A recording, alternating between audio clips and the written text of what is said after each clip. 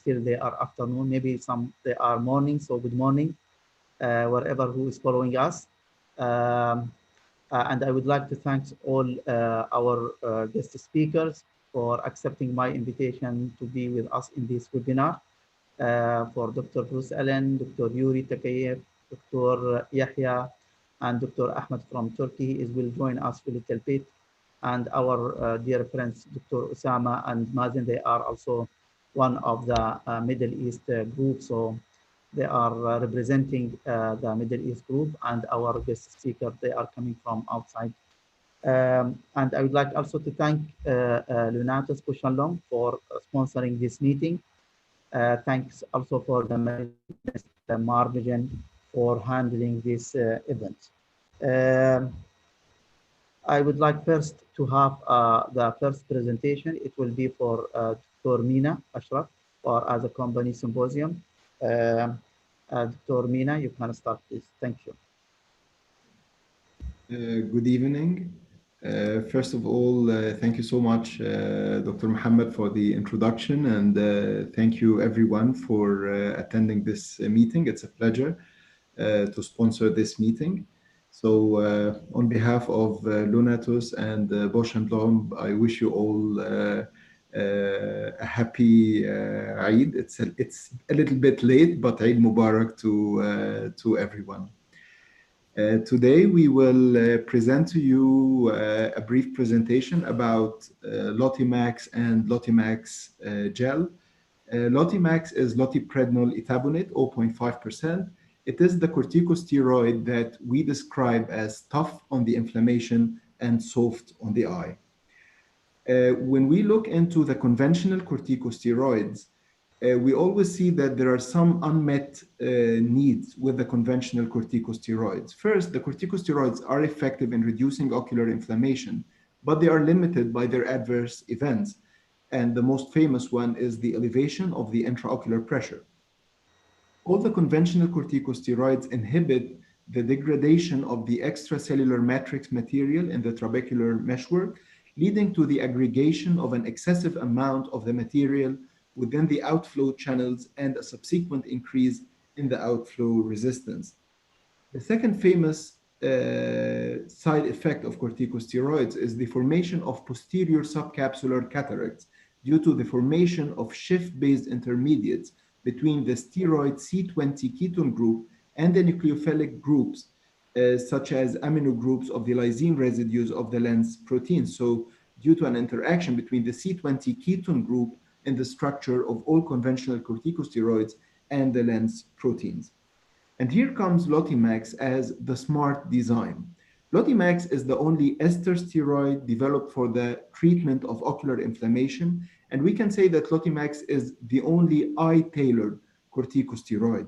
And it's the only eye-tailored because all the other steroids were developed primarily for systemic use, but Lottimax is the only corticosteroid that was tailored for ophthalmic use.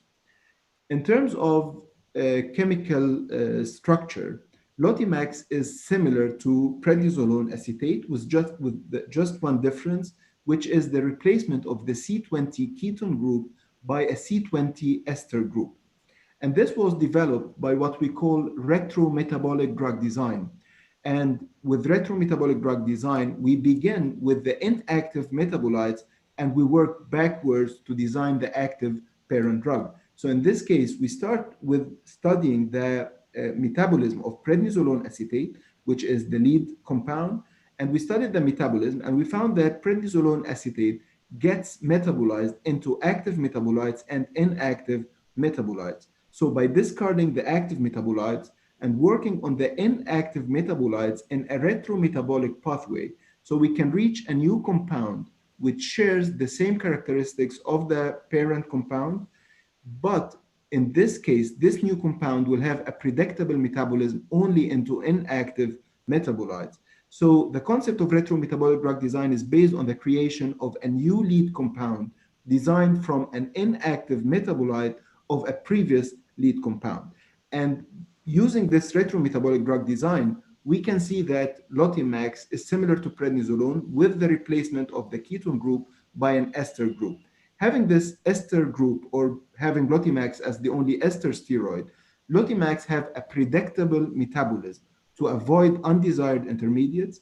It gets deactivated by a single step inactivation, so it has an improved therapeutic index. So when we look into the clinical trials with the modification of prednisolone acetate into lotiprednol etabonate, with Lottimax, we have a reduced risk of significant IOP elevation due to the rapid and predictable metabolism by the local esterase enzyme. So we see here that Lottimax effectively treats the inflammation, then undergoes its predictable metabolism into inactive metabolites, ensuring ocular comfort and tolerability. And we can see here that Lottimax has a more favorable effect on the intraocular pressure compared to prednisolone acetate. Also, with Lottimax, we have a reduced risk of cataract formation because unlike the C20 ketone, the C20 ester does not interact with the lens proteins. Also, Lottimax being an ester steroid, it is 10 times more lipophilic than dexamethasone, and consequently, it has higher degree of internalization into the glucocorticoid receptors. And we can see here the degree of internalization comparing Lottimax to other corticosteroids at day 2 and day 4, and we can see that Lottimax has a higher binding affinity to the glucocorticoid receptors. Clinically, when we compare Lottimax to other corticosteroids, we can see that Lottimax is usually as effective as prednisolone acetate, but with a more favorable effect on the intraocular pressure.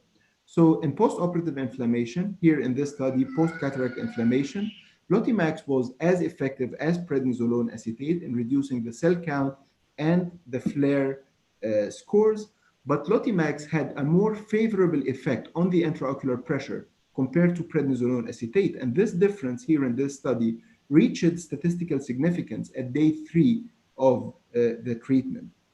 In another study in post-keratoplasty inflammation, we studied the effect of Lottimax after using 2 weeks of prednisolone in patients who are known to be steroid responders. And we could see here that Lottimax reversed the IOP elevation secondary to prednisolone acetate 1% treatment and steroid response.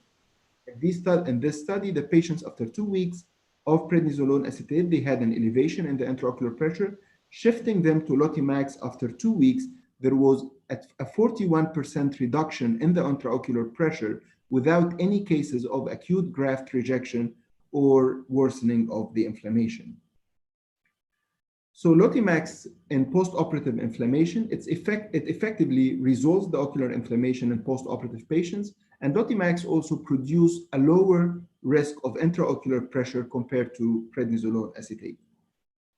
In acute anterior uveitis, Lottimax and prednisolone acetate were both effective in the resolution of the symptoms. In this study, they started with 8 to 16 times per day instillation in the first 1 week. At the last study, prednisolone acetate was slightly more effective, but when we look at the intraocular pressure elevation, more than 10 millimeters mercury, Lottimax, we had 1 patient compared to 7 patients on prednisolone acetate in those patients. In vernal keratoconjunctivitis, Lottimax was more effective than fluorometholone and safer than prednisolone. In this study, we compared Lottimax to prednisolone acetate and fluorometholone. As you can see here in all the symptoms of inflammation, Lottimax and prednisolone acetate were equally effective, and they were more effective than fluorometholone. But in terms of safety, Lottimax had the most favorable effect on the intraocular pressure, and the highest elevation of IOP was observed in the prednisolone acetate group to the extent that 15% of the patients had to discontinue the treatment with prednisolone because of an IOP elevation that required an anti-glaucoma treatment. For seasonal allergic conjunctivitis, Lottimax is the only FDA-approved steroid for seasonal allergic conjunctivitis. In giant papillary conjunctivitis, also Lottimax shows rapid and significant improvement in all the symptoms, but here patients are definitely advised to remove the contact lenses while using Lottimax.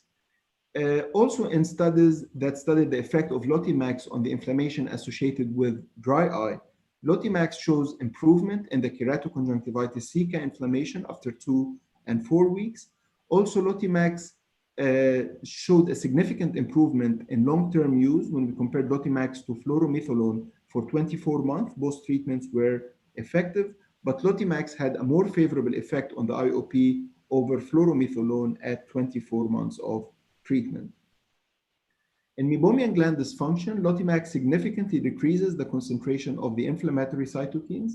Also, Lottimax provides clinical benefits in treating meibomian gland dysfunctions, improvement in meibum quality, ocular surface disease index, and ocular ischemic syndrome. And also, Lottimax significantly improves the meibomian gland dysfunction degree, and Lottimax shows no significant difference versus placebo in intraocular pressure elevation.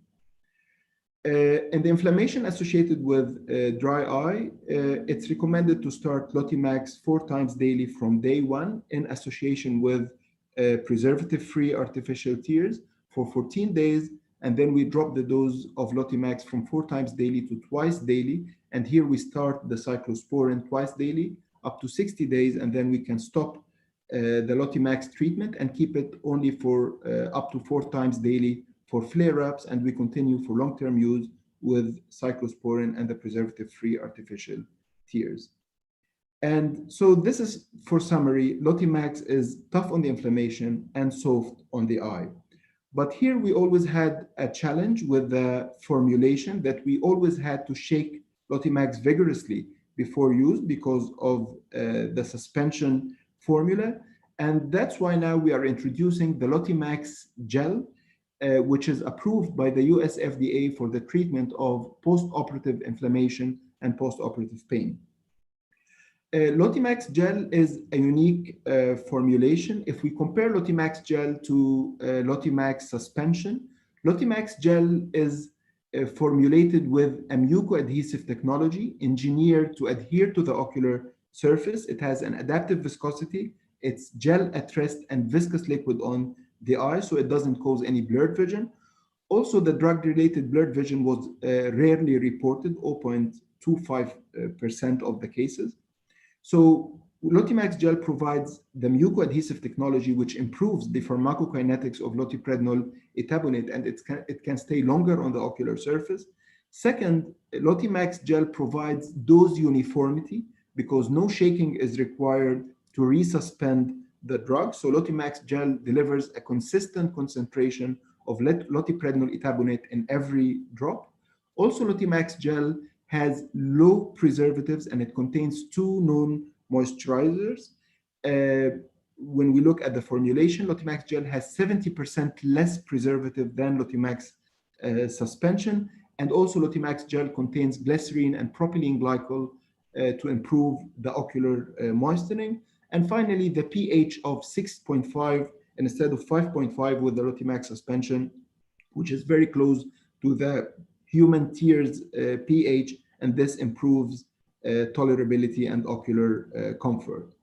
So if we look here at how Lottimax gel compares to Lottimax suspension, Lottimax gel, no shaking is required to resuspend the drug. Lottimax suspension, we need to shake vigorously before each use, and then we can see here that the consistency of the Lottimax gel is stronger, so it stays longer on the ocular surface. However, having said that, we have to mention that Lottimax gel is formulated with the polycarbophyll gel matrix, which is a proprietary gel matrix material to improve mucoadhesiveness. And it's only gel in the bottle, but once it mixes with the tear film electrolytes, it transforms from a gel into a viscous liquid suspension. And this viscous liquid suspension has shear thinning properties, so it does not cause any blurred vision. It's just instant because it's gel only in the bottle. Once it mixes with the electrolytes in the tear film, it transforms into an adaptive viscous shear thinning liquid. Lottimax gel does not require shaking. It has a uniform dose with every drop, and this is after 24 hours of centrifugation. You can see here that there is no precipitation with the Lottimax gel compared to the suspension, and this provides dose uniformity, no difference between shaken or unshaken Lottimax, and also it provides 100% of the declared concentration from the first dose. So from the first dose, we do not need to shake. So we are sure that we have 100% of the declared concentration, which provides dose uniformity from the first dose until the last one. Finally, with the proprietary blend of moisturizers, Lottimax gel is formulated with glycerine and propylene glycol, which have very high water binding properties, and they moisturize the ocular surface, and the pH moving from 5.5 to 6.5 to improve patient comfort, and 70% less benzalkonium chloride. As a result of the new formulation of Lottimax gel compared to the suspension, in a comparison across two studies, suggests that the polycarbonyl-based formulation in the Lottimax gel increased the Cmax of lotiprednol etabonate in the conjunctival and corneal tissues by 10 and 50% compared to Lottimax suspension, while the area under the curve was increased by 265% respectively. Lottimax gel is approved by the US FDA for the treatment of post-operative inflammation and pain control.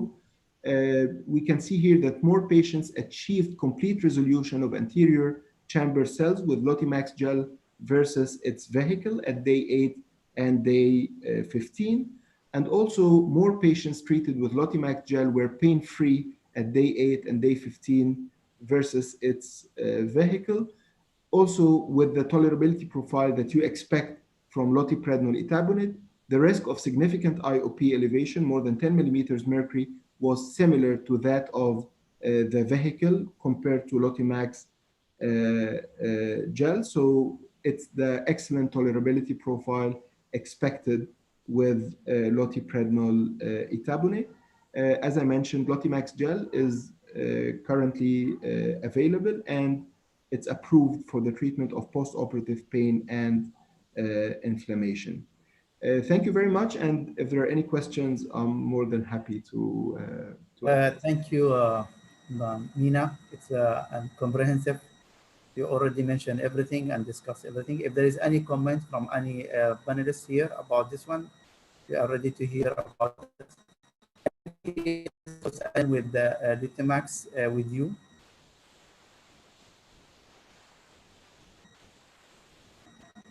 Dr. Bruce Allen with us.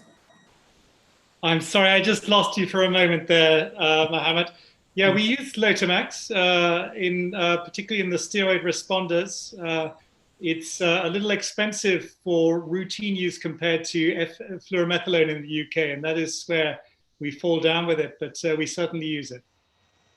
Okay, Dr. Yahya, you have any experience? Just mute yourself. You are mute, so unmute, Dr. Yahya. We don't have it in Egypt. Not available in Egypt. Okay. So I think the best one to comment, Usama. Yeah, we're using for a long time now. It's very good, really. And the gel is better because at least patient doesn't forget to shake the bottle. So I use more gel now than the normal Lottimax, but it's really very useful. How about let us say about the intraocular pressure? Did you find the difference really in real life practice that you will find the difference? It's still, it can, very rare, some patient can have responding steroid response and can increase the pressure, but definitely it will be less than Bradford or dexamethasone. So it still can happen, the pressure, but the chance of that is much less. For example, I know you are, Osama, dealing a lot with patients especially dry eye associated with the meibomian gland dysfunction and inflammation. Are you using this also? You have a preferred to use, for example, Lutamax, or you will still use it? I use it, but I use it much shorter than what the recommendation there. I use it like for 2 weeks or 3 weeks, not like 2 months. Okay, just to start. Anyway, we're already 20 minutes, Mina. We finished, not 10 minutes, huh? Remember that, okay? Anyway, thank you very much. Excellent presentation. Now it's my pleasure to introduce Dr. Bruce Allen. He's an MD FRCS, consultant ophthalmic surgeon, Moorfield Eye Hospital, London, UK. Dr. Bruce Allen, you can start. Thank you very much, Mohammed, and all of you for asking me to join you this afternoon. It's a real pleasure. And also thank you to the participants for tuning in. I'm wondering if my dear friend Murad Al-Abthami from the UAE is with us too. But anyway, it's a real pleasure to be here. Now, I'm going to share my screen with you, and we're going to start off with a cataract presentation. I think that's right. Yes, yes. Okay, so let's just turn over here, and we should see the screen up there and be ready to go. And so, look, this is something pretty simple, but it's something that I want you to think about. It's always nice if you have just one thing that you take away from a symposium. And this is something that that speaks to taking your phacoemulsification from a basic level to, I think, a slightly safer level. And many of the surgeons in the UK are taught to phaco with continuous irrigation at first. And I'm going to tell you why I think that's a bad idea. Okay, so we're going to start off with a little bit of Iris Prolapse. Okay, so I'm going to run this video, and I want you to watch carefully just down here. We've got a slightly floppy iris, a little bit of a large paracentesis, everything set up for prolapse. There it goes. It's jumped in now. And if the continuous irrigation is on, that prolapse is going to get worse. The next thing in the iris pigment epithelium is going to come out. So we're going to switch the irrigation off, let a bit of pressure down in the chamber, lift slightly, and then put the irrigation back on. And it's a way of dealing with iris prolapse really nicely. And you can't do that with continuous irrigation. So we're going to run that video again just to make the point. So we're not on continuous irrigation. We're doing the chop. This is when iris prolapse will often occur. There it is. And the first thing we do is take the foot off the pedal, drop the irrigation, drop the pressure in the chamber, carefully let some fluid out of the chamber, then the iris will drop back spontaneously. We're going to lift on the paracentesis, and then we're going to put the irrigation back on. So that's the first example of a situation in which continuous irrigation is bad. And all of you, I think, will be familiar with seeing iris prolapse occur during phaco. And if you have continuous irrigation, it's just going to get worse and worse and worse.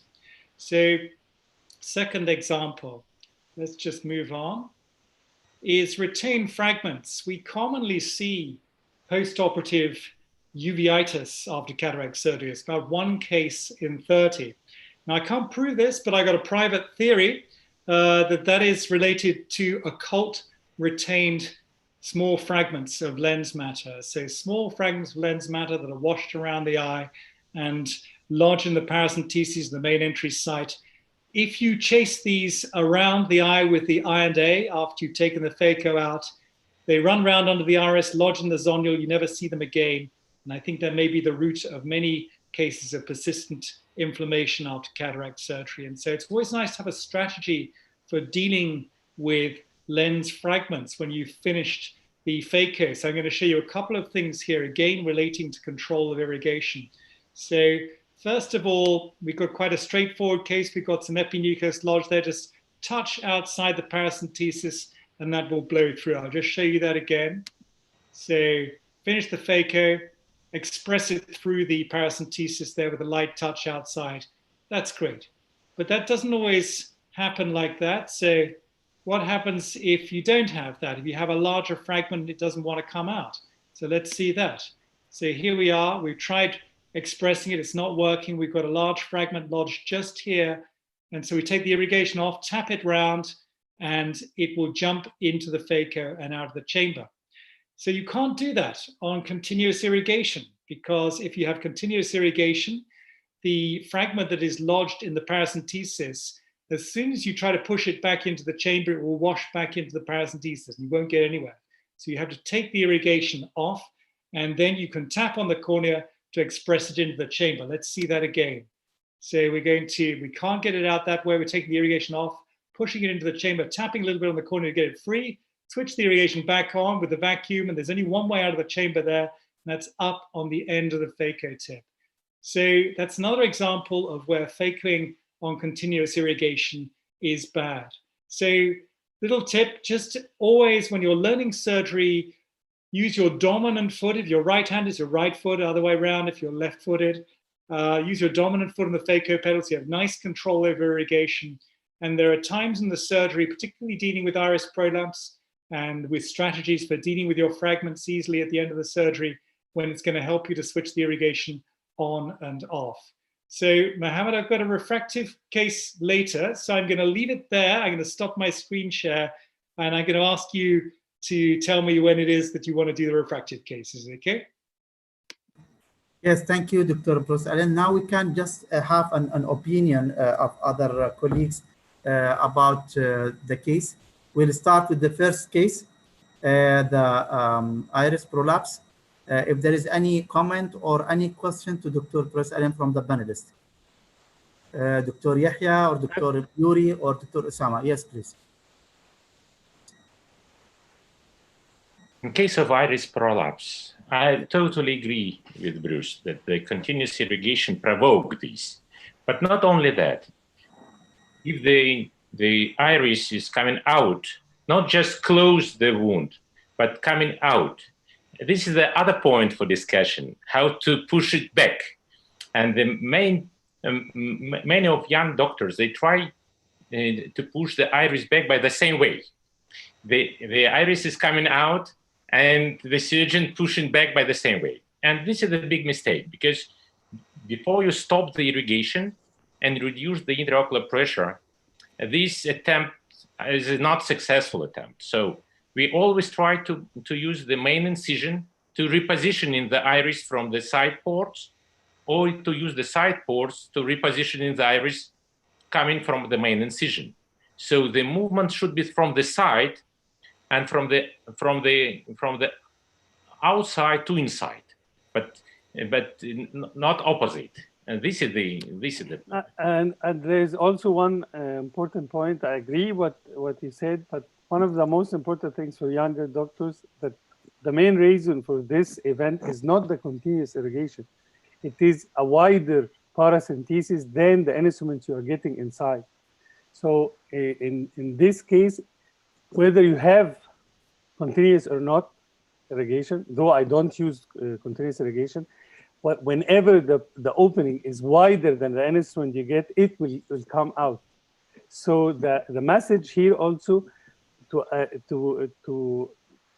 not to use the continuous irrigation, I agree, but mainly to make sure whatever instrument used to make the paracentesis should be to the size of the instrument used. Sometimes I'm using super blade, so I can make it smaller for the chopper, and then later on I can increase it. Or you can use an MVR that you know it is 20 gauge, so your instrument should be 20 gauge. So it's very important also to know the relation between the paracentesis, the incision, and the instrument you use.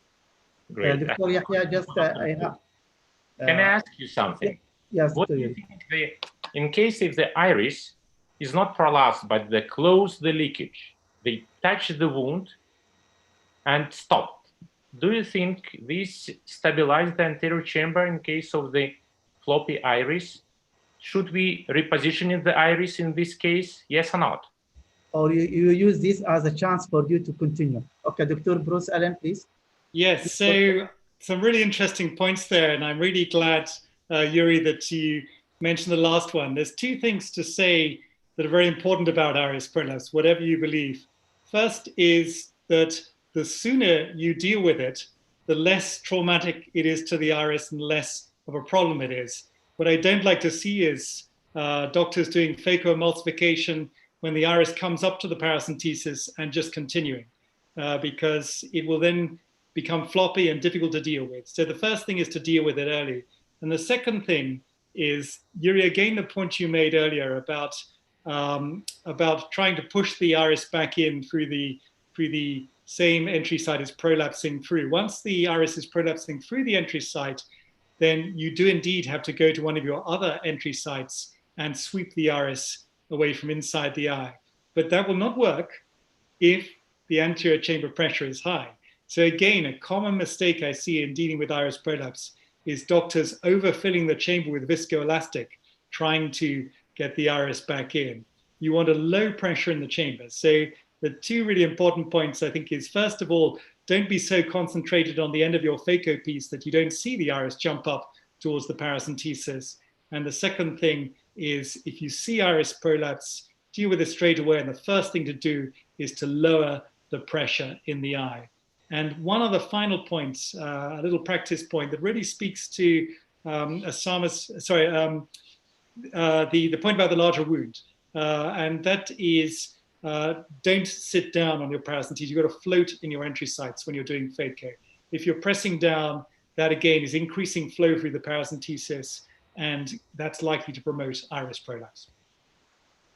There is one question, this from my side, Dr. Bruce Allen or Yuri or Yahya. If the prolapse coming from the main incision, not from the sideboard. So I'll speak to that briefly. If you've got iris prolapse into the main incision, you've got a problem with your main incision. And with modern phaco, you shouldn't really see that. And so if you do have that occurring, my advice would be to move around and make another main entry site, and not to persist with the entry sites if you have. If you have a problem with an entry site, make another one. That would be the advice. And the other points, yeah. If we want to close the incision, first of all, we should to achieve the mydriasis. The mydriasis is a very, very important tool to prevent the iris prolapse. This is the other side. And also we have in the past, we have a high infusion sleeve. High infusion sleeve, very thin silicone sleeve, which increased the size due to the infusion and closed the leakage. So it was very good idea from Alcon company in the past. Now we have not this device, but it was very helpful for the cases like iris prolapse from the main incision. Okay, any other comment, Usama? For the second case. Sorry, Mohammed, I've got one other comment really that really speaks to Yahya's point about the having the entry site too large. I think that there are several things you can do to help prevent iris prolapse. That's certainly one of them. But there was an interesting thing that the instrument makers did for a while there to try to help us with that, which was to have an expanded sleeve around the around your second instrument. And I saw that idea many years ago, and it seemed to come and go. I haven't seen it again since. But a soft sleeve around the instrument to really prevent unwanted flow through the side ports. So Yahya, perhaps you can design an instrument for us there to bring that back. Okay. There is another question before we move from the iris prolapse. When the iris prolapse is happened, do you recommend to remove completely the sleeve and everything, the phaco tip, and go and let the anterior chamber, or you can just stop the infusion and wait and then do the put the iris back? I think once the iris is prolapsing through the eye, or if it's actually prolapsing into the main entry site, then you have to stop, decompress the chamber. That stops the iris prolapse getting any worse, and then reposit the iris. And going back to Yuri's point, if you can do that without overfilling the chamber with viscoelastic, that's good. And from an entry site that is not the one where the iris is prolapsing through, that's good too, to sweep that back in. It's all about doing it with the least trauma to the iris. Okay. One thing about floppy, I think intracameral phenylephrine is very good, useful for floppy iris. If you had much floppy, that's you need to dilate the pupil with intracameral phenylephrine. We should probably use intracameral phenylephrine in every patient. That's the conclusion I'm gradually reaching. We have phenylephrine intracameral, and it's very helpful for the situation like this. For the second case, the retained fragment, I think this is a very important. Actually, I was preparing one case like this, but probably I will not show it because the point is raised that people should be aware of this. And one of the key things is, particularly with nuclear cataracts, you should, whatever you fracture, you remove it. Sometimes the flow will get it under the iris and they will forget about it. So the first thing to avoid this is to remove whatever you crack, even the smaller pieces. And at the end of the surgery, just check with the irrigation aspiration under the iris all around to make sure there is not retained fragments. It is not really uncommon, but you can see it. And the worst thing that they can present at any time, maybe 1 day, 1 week, one year.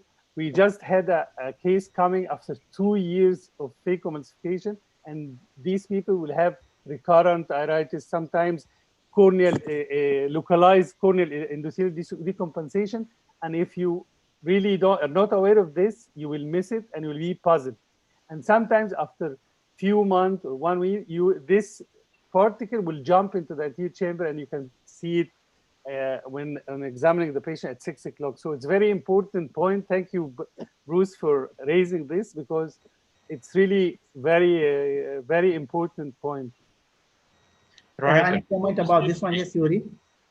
At the end of the surgery are very helpful to recognize the small pieces of the nucleus behind the iris if you are shallow in the chamber.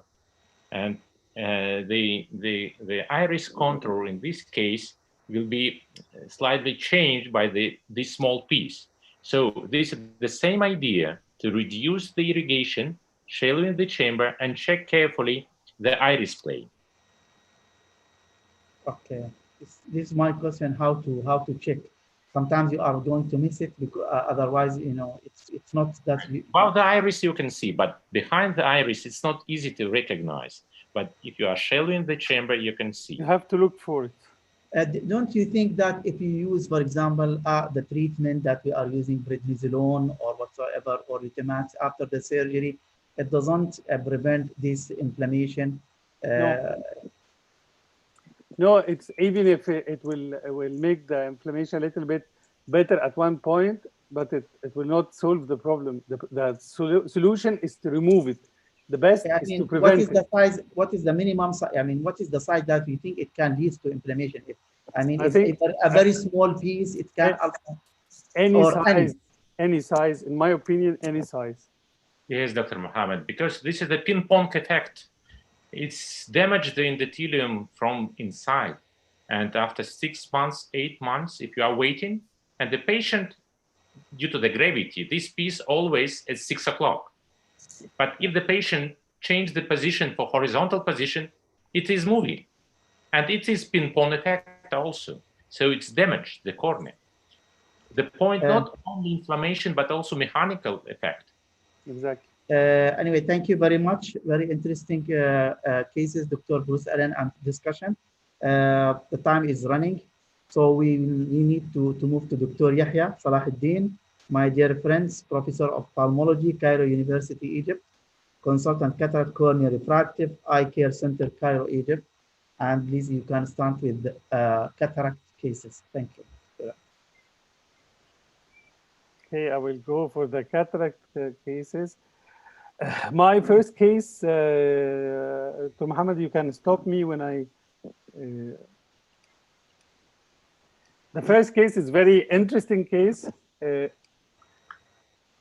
This is a patient I did him 10 years earlier, uneventual phaco with hydrophobic acrylic. He came to me with after 10 years, telling me that his vision is dropped. Vision was 2030. Best corrected, 2018, 2070, I'm sorry, best corrected, fundus normal, intraocular pressure normal, other eyes normal. So I was examining him on the slit lamp. So the question here for the audience also, when you see something like this, you will ask yourself 3 questions. What you see, is it the lens, or is it the capsule, or is it in between? Okay, so, let us take the opinion. You want to have the opinion, Dr. Yahya? Yes. Okay. What do you think, Dr. Bruce Allen? Can you just keep the photo, Dr. Yahya? So I'm really not sure of the question, I'm afraid. I can see a cataract there, but already this done cataract. Cataract already done, and I did him cataract 10 years earlier. 10 years back. Okay, I have no idea what we're looking at there. I have no idea at all. Is it the lens? This is the phakic cataract. This is the opacity, I think so. Is this having any inflammation, Dr. Yahya? Nothing. I think eye perfectly quiet. You can see the fundus, but you can see this picture. It could be a remnant of cortical metal somewhere that you are missing, and it came in front. 10 years. It's 10 No, no. years. Arham. May I comment, please? Yes, Dr. Mazen, anyone, yes, please. I think this is, it was a hydrophilic lens. No, it's a hydrophobic. It was hydrophobic. It is hydrophobic lens. It is alcon, really. Actually, so. Because it seems like it is an opaque IOL. Okay, so this is the natural question, but let's move on. This is closer look with a slit lamp. So still the same question is, I just want to show you here, again with the slit lamp. No vitreoretinal surgery before? Nothing. Okay, this is the slit picture. So the message here that normally what pops up in your mind is opacified lens. Some people refer these patients, I've seen earlier some of these patients, and anybody of us have seen such patients, and either they will tell you the patient is coming to do YAG capsulotomy for posterior capsule opacification, or you will think, as most of the panels say, this is an opacified lens. But look closer to the slit lamp picture.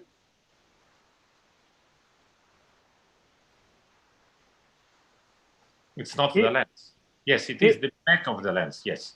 Exactly. You will see now that it is not the lens, it is not the posterior capsule, it is in between.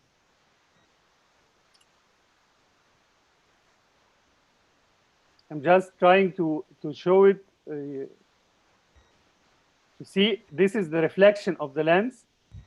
This is the posterior, is the reflection of the posterior capsule, and this is something in between the posterior surface of the lens, and this is what's called, I'm sorry. I'll just get it first. This is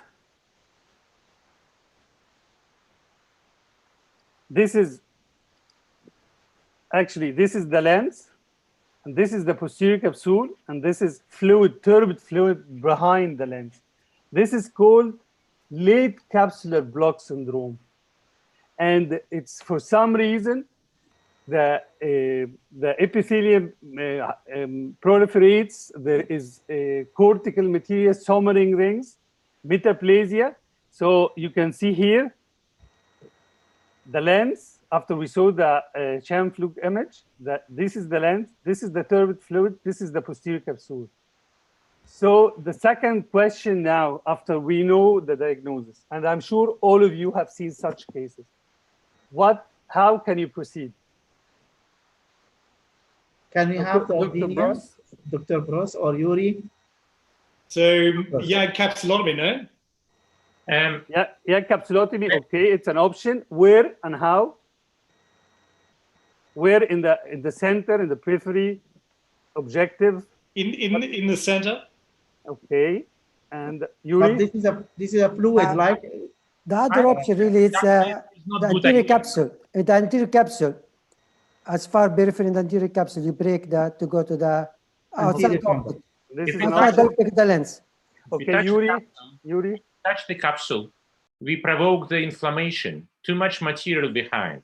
So we should to aspirate, it should be done by the surgery, but not YAG laser.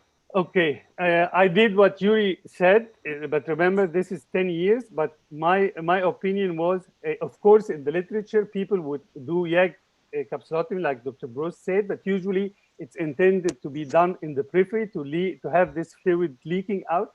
So I don't like this maneuver because it's a lot of turbidity will be in the vitreous, and the patient, yes, visual acuity will be good, but the quality and the comfort of the patient will not be good, and it takes a long time for this to absorb. Second, Dr. Osama, what he said about puncture the anterior capsule, it is written in the literature also. Some people have tried this and puncture the anterior capsule to give way for this fluid to leak. But the problem also with this is the turbidity, and sometimes if there is too much fluids and cells, they can clog the trabecular meshwork and increase the intraocular pressure. So I took the decision to go in after 10 years of phacoemulsification. And I said I will do like Yuri was suggesting, to do irrigation aspiration, because I thought this will be the best solution for the patient. So this is in, you can see the dim red reflex, of course, as we have seen the slit lamp picture. I usually put viscoelastic on the cornea, metallcellulose. You can see perfectly well capsular axis, and you can see L-shaped pearls. So I decided to do 2 paracentesis, and it's under topical anesthesia. 90% of 95, 98% I do under topical. So I inject viscoelastic first. This is methylcellulose. And my first attempt was to see if it is possible after 10 years to reopen the capsular bag again or not.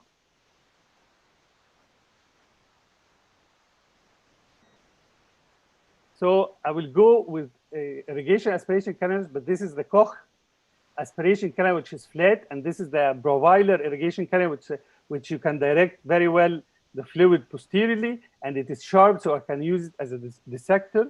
So now I'm checking if I can lift the rim of the capsular axis of this intraocular lens, and it was quite possible. So this make me move to the second step, is to try to lift it all around, exchanging hands, and you can see now this fumes coming. And you can see how the red reflex is changing and enhancing. And here, these are the metaplastic cells and like L-shaped pearls, and it's logic to try to remove it because I'm already inside the capsular bag. You can see how the red reflex is enhancing.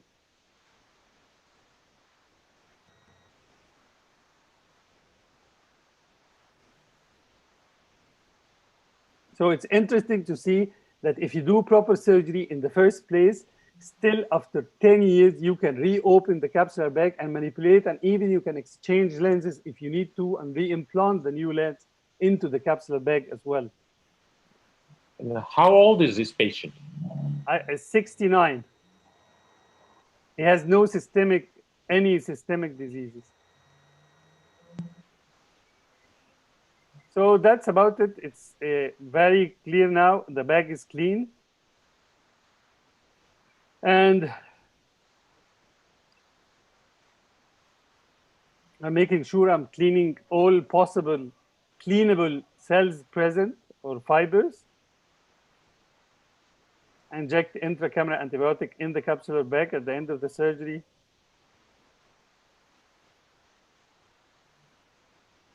And then this was the patient next morning. Next day, he was perfectly, he was happy, seeing well, regained his vision, clear. So my suggestion of this case is for 2 reasons. One is that you know that this exists, this syndrome exists. The capsular box syndrome can be early intraoperative, and we are aware of it. And it can be intraoperative or early postoperative due to retained viscoelastic. And this one, not a lot of people think about it. It's late capsular block, and it can present from 1 year up to 10 years and 11 years as reported in the literature.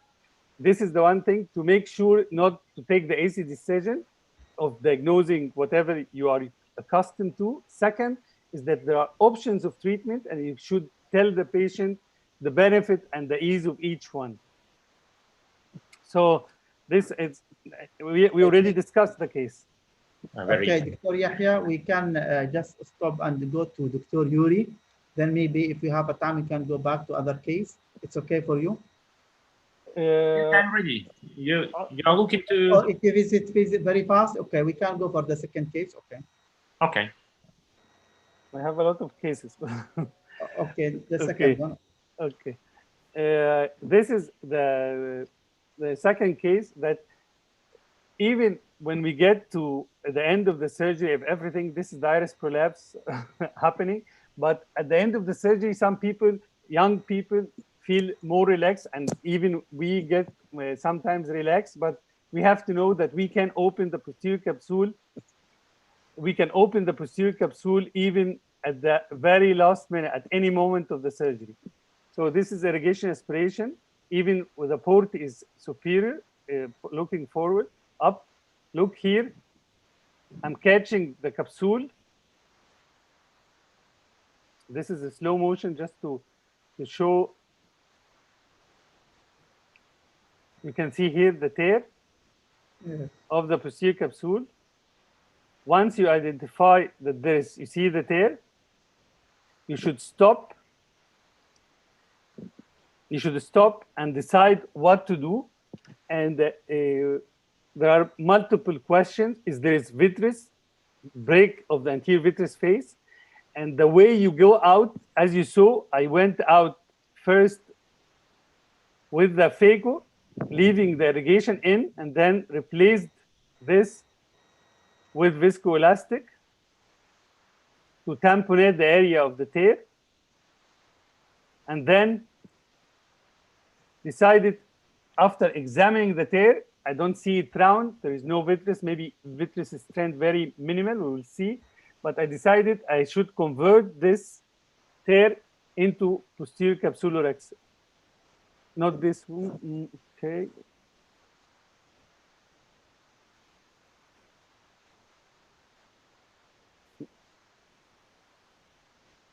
No, this is not the case with the to convert to posterior axis, I think.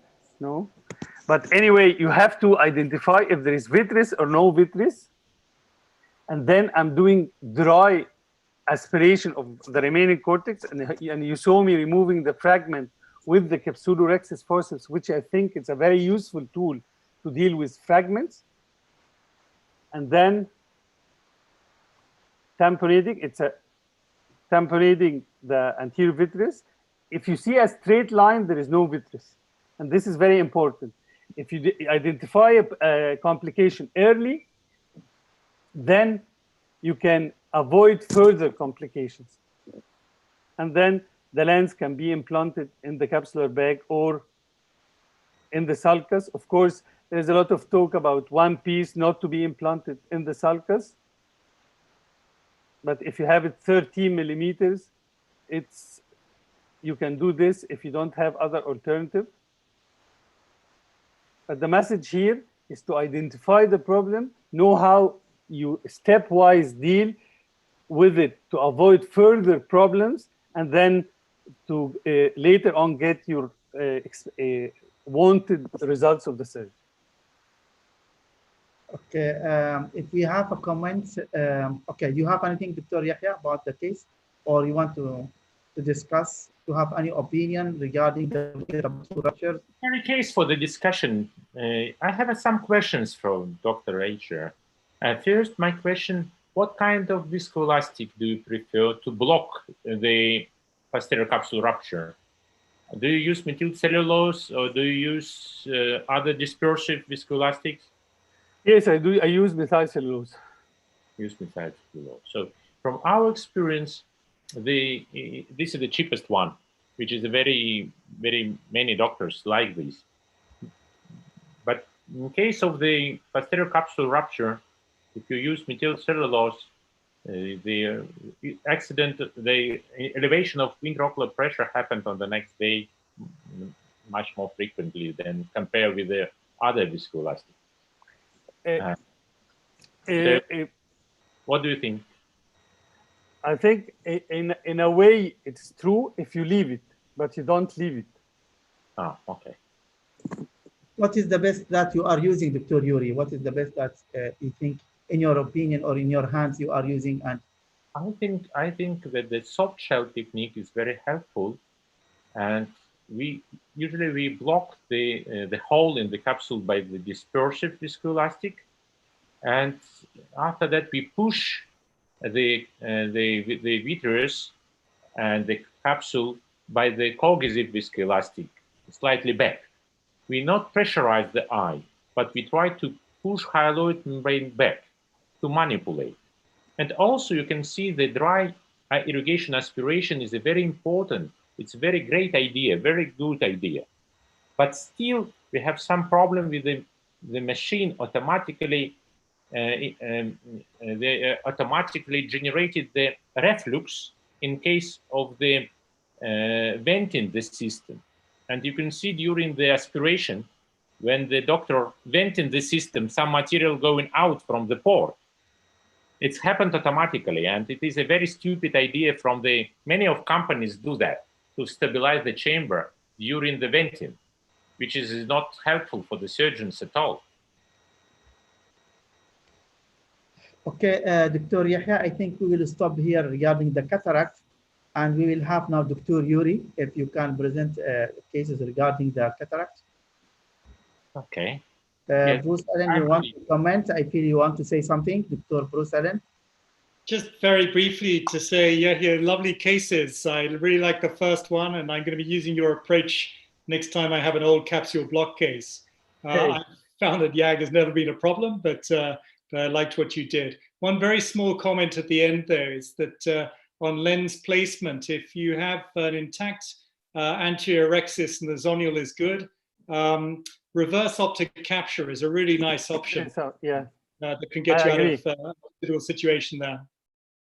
Yeah, but in this case, what is your favorite size of the anterior rexis?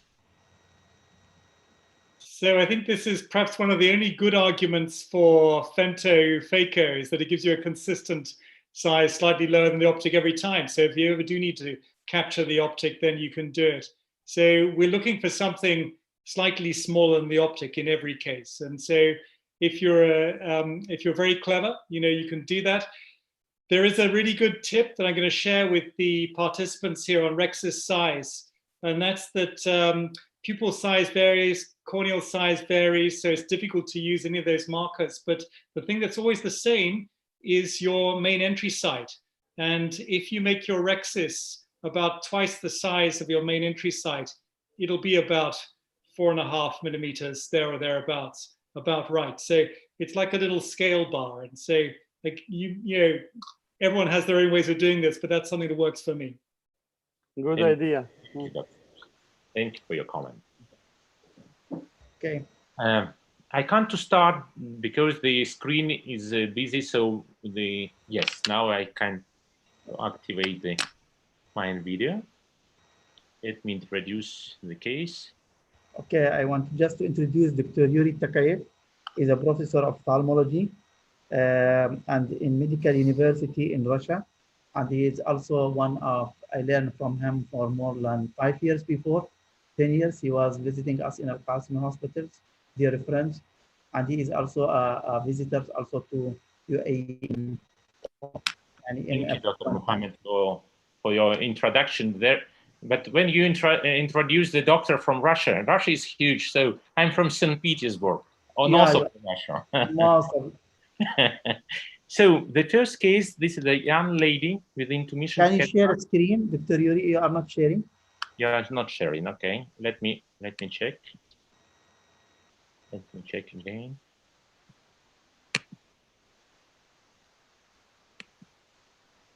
Okay.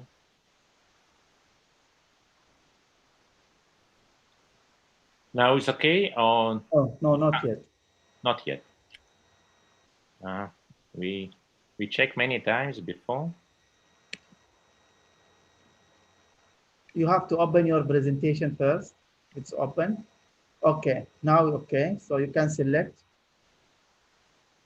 Now it's okay. It's better. Yeah, now you can just share. Yes, you are now. Okay. So this is the young lady, 24 years old, with the intermission cataract, and this is just 1 minute video, very short video, with a. I hope we will discuss how to avoid the problem with Argentinian flag syndrome. So I put high viscosity viscoelastic, and I tried to open the capsule. You can see explosion the capsule, and this was uncontrolled without the chance to control. So I put the viscoelastic, pressurized the eye, and I closed the main incision, so I tried to open the capsule through the side port, but it has happened. So, and my question for all panelists, how to avoid the problem with the Argentinian flag? Okay, Dr. Yahya, please. It's a very good common question, but we will see in your video. First, I use the cystotome always straight like this, but you see you have it very looking like a knife up. I think the problem in such cases in general that the pressure is high. You don't want this explosion to happen uncontrolled. So you open it in a straight line. My trick to avoid having Argentinian flag always is I start my opening in the anterior capsule by curving the cut. So when it extends, if it is going to extend, it will extend where I want it to be.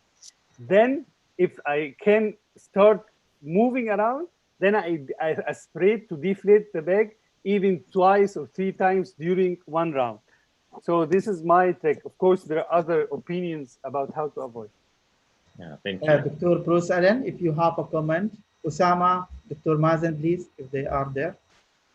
So just very briefly, I think, Yuri, you know, if we all got this right every time, that would be great. I don't think anybody has the whole answer, but keeping the pressure high in the chamber. And again, there aren't very many good arguments for femto-phaco, but there are some cases when it can be useful, and the mature cataracts are one group. For sure, we try to avoid the problem. So we try to pressurize the anterior chamber and compensate the high pressure intralenticular pressure. But time to time, it's not easy to recognize, is it the pressure is equal or still the pressure inside the lens is more high than compared with the chamber. And I think that the first comment was very, very important, just to the penetration of the capsule and aspiration of the fluid material to reduce the pressure inside the lens. This is the key how to avoid the problem with Argentinian flag. And this is the case, the second case. Dr. Yuri, I have one question or comment about the Argentina flag. Don't you think if we have to open, I mean, the sideboard, both of them, or you will open only one before opening even the main incision, it will make that one is more easier? Don't you think so?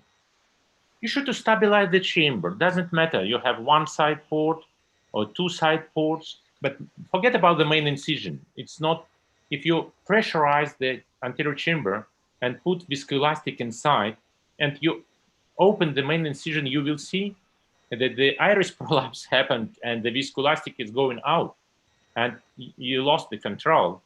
And so in this case, the anterior chamber should be stable and the eye should be closed maximum as possible, one side port or the second one to stabilize the eye.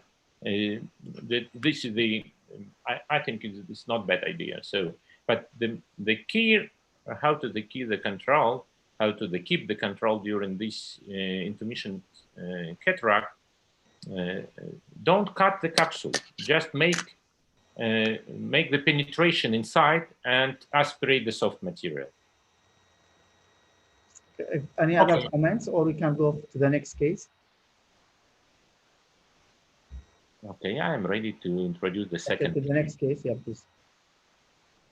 So this is the patient. He's a glass maker, 68 years old. Many years he's under the infrared radiation. And this is the cataract, mature cataract with the plaque. I opened the capsule by the normal way. This is a 360-degree rhexis. Everything looked like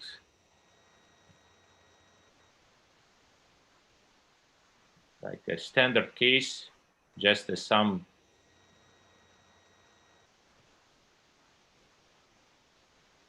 fibrotic plaque, and tried to make the hydrodissection. And you can see the capsule is still present. At 6 o'clock, there is the very clear, you can see that it was the double capsule. So I just remove the superficial part of the capsule, but still the capsule is present. So I say, okay, this is a case full of surprises. I try to remove this fibrotic tissue by the ultrasound. It was not possible to do. And I say, it doesn't work, too elastic. So I say, okay, by the mechanical way, I cut by the scissors this bridge and remove this opacity out. And you can see the color of the lens. This is the second surprise. This is the capsule tearing. So it's going to the periphery. And this is the problem. Okay, we just put some viscoelastic to the anterior chamber, stabilize the chamber, and cut this bridge by the scissors and remove this plaque. So we put some viscoelastic and use the forceps just to remove. Okay. And look to the color to the lens. It's look like white-brown cataract. It's look like the central nucleus and with the soft periphery. And you can see this is the second surprise because there is no nucleus. So I put my parameters to the vacuum and flow rate to the fixed parameters, and suddenly the nucleus disappeared. I just aspirate the central of the nucleus. In most of the case, the color of the nucleus means if it's yellowing, it's more raw. But in this case, it was absolutely soft and yellow. Okay, I just remove the cortex, and you can see we have the same problem as we have with the anterior capsule. We have the same problem with the posterior capsule. And this is my question, what to do? What do you think to remove? We can discuss at the end of the case or right now. Yes, yes, better now, Dr. Yahya, what is your opinion? Now, this is usually in such cases, if you see this posterior plaque, this is usually a membrane over the posterior capsule. In most of the cases, you can lift the edge and peel it over the posterior capsule. You don't have to, very rarely with this appearance, that you need to do a posterior capsular access. So my first attempt would do to peel the membrane over the posterior capsule. Okay, Dr. Bruce Allen, what you will do if this is in your hands? Well, it's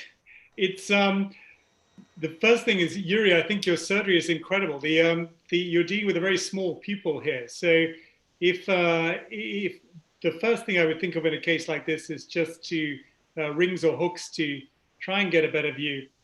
And to your point about the fibrous capsule front and back, once you have fibrous involvement of the capsule, you sometimes have to cut through it with scissors and try to get the best rhexis you can. It's not always possible.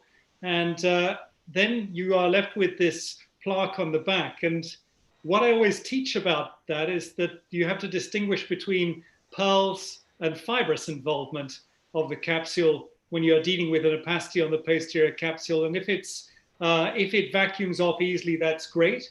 But if it's fibrous, I think you're going to be lucky to peel it away consistently without making a break in the posterior capsule. So you may want to do that in a planned way if you can. And so I think that to Yahya's point, sure, if you think you can peel it, that's great, but I wouldn't try too hard is all I would say, because if it's not going to come easily, then you need to think of another way. And then there's really two options. You either do a posterior rhexis there and then, or you put the lens in and you speak to your retinal colleague and ask them to remove the posterior capsule via the pars plana. And I think that would be the safe option for me. Oh, this is very expensive and not acceptable for Okay, Dr. Osama, if you are here. Dr. Ahmad is here. Dr. Ahmad, good evening. The pupil, I think it's difficult when you have too small pupil to decide. I think it's always nice to have you enlarge the pupil really to help you with this surgery. But Okay, this is situation. Okay, Dr. Ahmed, if you have a comment. Good evening to you, Dr. Ahmed. I just arrived, so I missed the first part, but it's a difficult case. And if the case is going for a premium lens for trifocals or the torics, it's again more stressful for the surgeon. You can't take the chance to break that capsule. On the other hand, you can't leave it for the YAG. So even for monofocal lens, you have the chance to put the lens in front of the capsule, but with those lenses, you don't have the chance. So it's a difficult situation. Probably if the patient will have a trifocal lens or toric lens, I will leave it to the YAG. No, in this case with the normal monofocal lens, Yes. we just are looking how to manage this fibrosis, and I'll show you the. Dr. Yuri, if it is this one, it will be fixed in the center or in all area. All areas. So if we are looking behind the iris, trim, I mean, what is the possibility to trim all from the out? So to make it as small as possible, then you do a capsular rhexis around it. Yeah, probably. Now we try to separate this fibrosis from the capsule. I use the needle and lift it up very, very slowly every moment after the visual control. And you can see slowly, slowly, we try to separate from the central to periphery. Still the capsule is intact, and we put not too much viscoelastic. What is very important, don't stretch the capsular back. If you are stretched too much, it should be slightly floppy capsule. You put viscoelastic just for applanation of the capsule, but not push the capsule back, and this is very important also.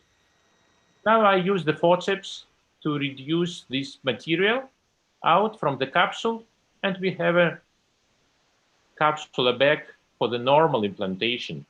Without any problem, we put the lens in the back, and this opacity in the vitreous, the capsule is perfect. Okay, Dr. Yuri, what is the possibility? I mean, sometimes it's run very nicely, but it can happen that capsule rupture is trying to remove it. Right. In case if you have a capsule rupture during the mechanical opening, you can two options. In case of the fibrotic posterior capsule, you can use the vitrectomy and just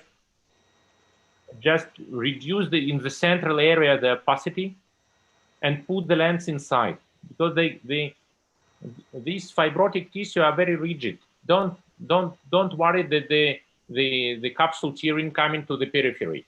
It's never happened with the capsule like this. Mohammed, there is. This is the case. So what do you think about the double capsule for the anterior rhexis? Because this is a very also rare. Dr. Yahya, you want to comment, please? Yeah. For the double anterior caps, yes, in some of these very mature cases, you can see it, and I agree that if it is interrupting your anterior capsular rhexis, you can cut it with scissors just to make it as round as possible. And sometimes you need only to bypass, because the fibrosis sometimes is only horizontal, so you bypass it. And as regards your management, it's exactly what I congratulate, exactly what I was going to do. But I want to tell Dr. Bruce Allen that if the retina people can peel internal limiting membrane, definitely we can peel a posterior capsule fibrosis. So you don't want to transfer any patient to posterior. No, only the posterior segment, real posterior segment. And second thing in such cases, actually, I don't want I usually tell my residents and fellows to work with high magnification, so you really see what you're doing. And even if the posterior capsule opened at any moment, it's not really a big deal. You will just inject viscoelastic, displacing the anterior vitreous face backwards, and then continue as regular posterior capsular, planned posterior capsular access. So in either case, you have to remove this opacity. Worst case scenario, if you interrupt the anterior vitreous phase, which you should not if you follow the rules, then you will do anterior vitrectomy, complete the posterior access, and implant the lens as Yuri did. So I think, but you have to tackle it. Never leave it for YAG capsulotomy. And in Egypt, we don't refer it to posterior segment. There is any chance here, this is a question for all, to separate by viscoelastic? I mean, if you find an area to do like when you are doing a posterior polar cataract, is there a way or not? I think that the contact between... Because here it's a fibrotic, if you are move it mechanically, that means, and you can succeed to move it mechanically, so there is a possibility to do by viscoelastic? I don't think so, Doctor. No. I think very important to start of the peeling. You should to find the place where the fibrotic tissue is the maximum out from the capsule. You should to try to elevate, not pushing, not horizontal making, just a vertical making, just lift it up. And you will see the capsule following. And if you can to separate, you start from this place. If you can't to separate, you try from the other place to do the same. So first, you should to find the place where easy to separate the tissues and continue from this place to enlarge this area by viscoelastic as well. Is it easy like what you are talking about? Mohammed, you are peeling internal limiting membrane, Mohammed. you yourself, you are peeling anterior limiting membrane. I am medical, so this one maybe Dr. Mehdiar Awadallah is doing peeling of internal limiting membrane. Okay, thank you very much. Really, it's very interesting, Dr. Yuri. As usual, let us now have my dear friend, Dr. Ahmed. He just joined us now. He was having a webinar. Welcome, Dr. Ahmed, and with us to joining us. So you will have now the presentation. We'll introduce you, Professor Dr. Ahmed Akman. He's an MD, ACS, consultant ophthalmologist, Akman Eyes Clinic, Ankara, Turkey. So let us see what Dr. Akman will present for us, and interesting case. Oh, thank you for this invitation and being with you with this great group. Starting with... I hope that you are not tired from the previous webinar. No, never.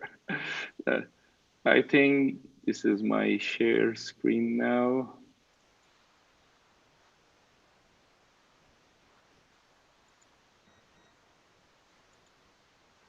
Yes, I think you can see it now. Just starting with it. Okay.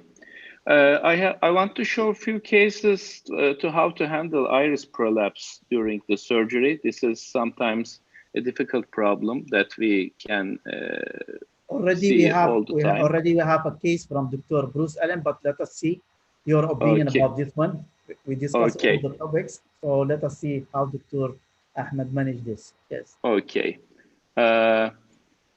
Why the iris misbehaves during surgery? You have the preop factors and you have the intraoperative factors. The preoperative ones are the shallow anterior chamber, floppy iris, pupil dilation problems, deep set eyes, and pseudoexfoliation syndrome. We had a lot of them in Turkey. Also, intraoperatively, poor wound architecture, poor instrumentation, poor phaco settings, overinflating the eye, and high posterior pressure can be the case. This is the preoperative Scheimpflug image of a shallow anterior chamber case, which we will see now. Let's start the video.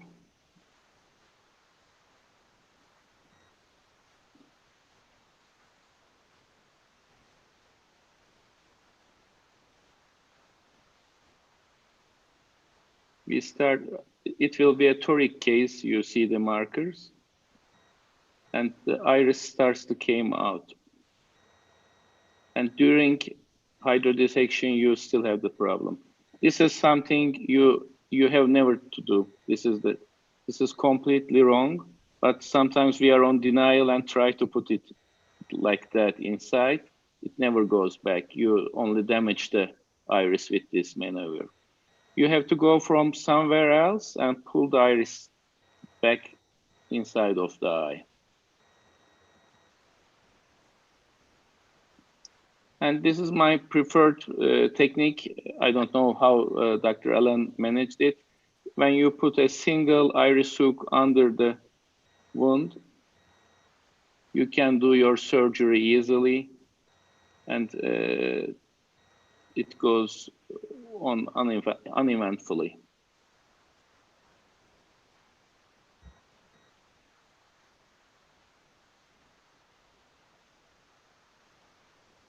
You see, Iris is now behaving quite good.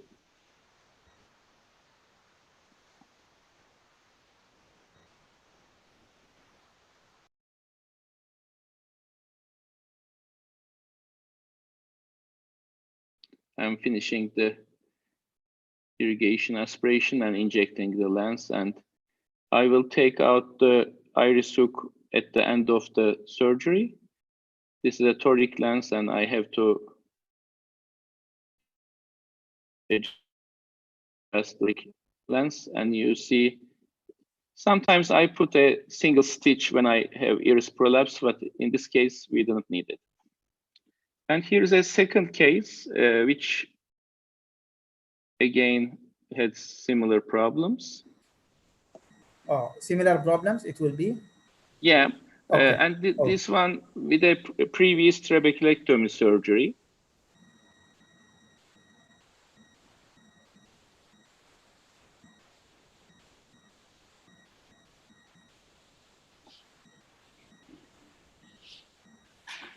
You see there's a trap, and the anterior chamber is shallow again. There is some posterior synechia there.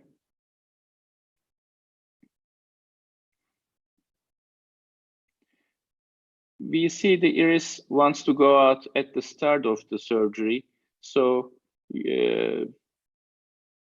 it's important to act proactively. I try to give viscoelastics and have the iris back inside, but it looks like it will not stay like that. So instead of having the damage to the iris, I put inside a single hook again. Oh, sorry.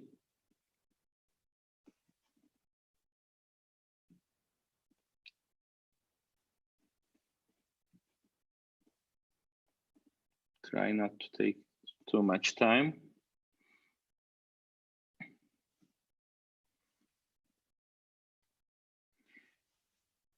And even with a single hook, it's so easy to go on with the surgery. You don't need to put 4 or 5 of them if the pupil is not very small.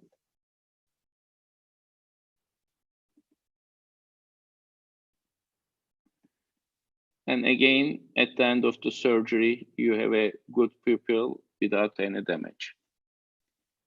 So how to prevent iris prolapse during surgery? Lower the IOP preoperatively, give sedation, have good dilation. You have to put adrenaline to the anterior chamber if the patient has floppy iris syndrome. And you need a good architecture of the incision. During the surgery, be careful with the hydrodissection, give less fluid, press iris during hydrodissection so you have an escape route for the fluid you give for the hydrodissection. Also open an escape tunnel from the fluid inside of the viscoelastic, so fluid can flow out of the eye during the hydrodissection. Do not give too much fluid under the iris anytime during surgery. And I think active fluidics is a good technology that helps when we compare to the gravity fluidics to prevent this. You need an anterior, longer and tighter incision in this kind of eyes. To prevent iris damage, you have to act quickly, check the eye speculum and IOP, check if the patient is doing Valsalva maneuver, decompress the anterior chamber, inject adrenaline to the anterior chamber, pull iris inside of the eye, do not push, use viscoelastics to push away iris from the incision, lower the fluidics, use single or 2 hooks like the ones I used, stir the incision and create a new longer and an anterior incision if you can't manage to with these techniques. And suturing the incision can be a good idea at the end of the surgery. This is what I do when I have the iris misbehaving during the surgery. This is my first presentation. Any ideas how was Dr. Allen's? I had a chance to see it.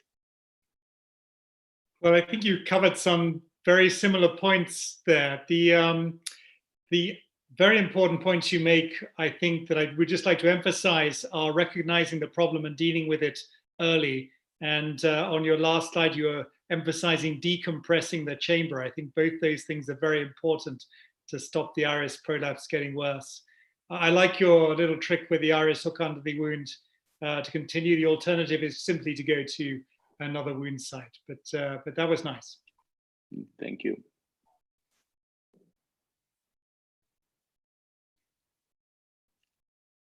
Unmute يا محمد. دكتور محمد, unmute. I'm sorry. I thought I am. This is a mistake for everyone. Thank you, Dr. Ahmed. It's very interesting. Also, additional information about the iris hook. I like this one because already we mentioned most of the points. And Dr. Bruce Allen, he was emphasizing and talking about the idea of having a low pressure inside the eye by AC, changing the pressure inside the eye. I think it's very nice and very good discussion. So we can move now to little bit to change from cataract to refractive till we get Dr. Mazen. Maybe later on we can have another cataract surgery and we can come back to both Dr. Yuri and Dr. Ahmed. Dr. Usama, we can have Dr. Bruce Allen to give his talk about refractive cases. Okay, thanks very much. I'm going to try and share the screen again. I'm hopefully getting better at this now. Let's see. Good. So I just want to share a LASIK flap case with you, which is the kind of thing we see from time to time late after LASIK. If we look really carefully at the screen here, I'm hoping you can see that there's a buttonhole here, and this is an old-fashioned temporal hinge flap. And I've seen this 4 or 5 times, and it's always been a shear trauma to the front of the eye.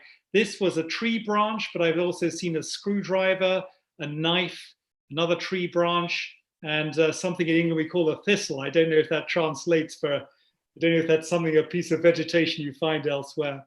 But so what are we going to do here? Because we've got intractable ingrowth. The patient's very unhappy with the vision, and we've got a large buttonhole in the center. And the answer is, if you have an end stage flap problem, you're going to amputate the flap. So let's see that here. And we're just going to pick up the flap from the edge and run around here. And you're basically converting this into a PRK. And we'll see the flap lift up in just a moment. And you'll then get a full idea of the extent of the buttonhole. So we're just going to lift this up here just now. And there are several open questions in flap amputation. Do you need to debride the epithelium, or can you simply leave it to regenerate? Do you use mitomycin? I don't. So you're going to see this here. We're going to get a better grip on that flap. And you can see the island of epithelium that's filled in the defect there. Just showing that's not going to just peel away. And so we're going to then just peel away the rest of the flap, and you'll see that can be done pretty easily. You can actually do this at the slit lamp. We usually take people back to the laser to do this. I'm going to peel across the hinge now, and that comes pretty easily, not difficult to do. And then you're left with the bed, and we're going to clean that up, take all this epithelium away. And quite a nice trick for, let's move that on a bit, for cleaning up the epithelium is to take a crescent blade and just to use that for sort of blunt dissection to get a really nice cleanup there. Whether or not you need to do that, I don't know. Maybe you can just leave the surface to regenerate. I always clean it up. So let's just show you where it is a week later. This is this case. It's a get out of jail free card. pretty well every time. It takes a case from a situation where they've been unhappy with their vision for a while. People may have tried lifts, may have tried clearing the ingrowth and had no success. It converts from a situation of unhappiness into happiness. And people often, there's a kind of urban myth circulating on the internet about LASIK flaps never healing. Well, no corneal wound of any kind ever regains the strength of the virgin cornea. But if you do get a late flap dislocation, it's rare. It's less than 1 in 1,000 cases if you look at US Army statistics.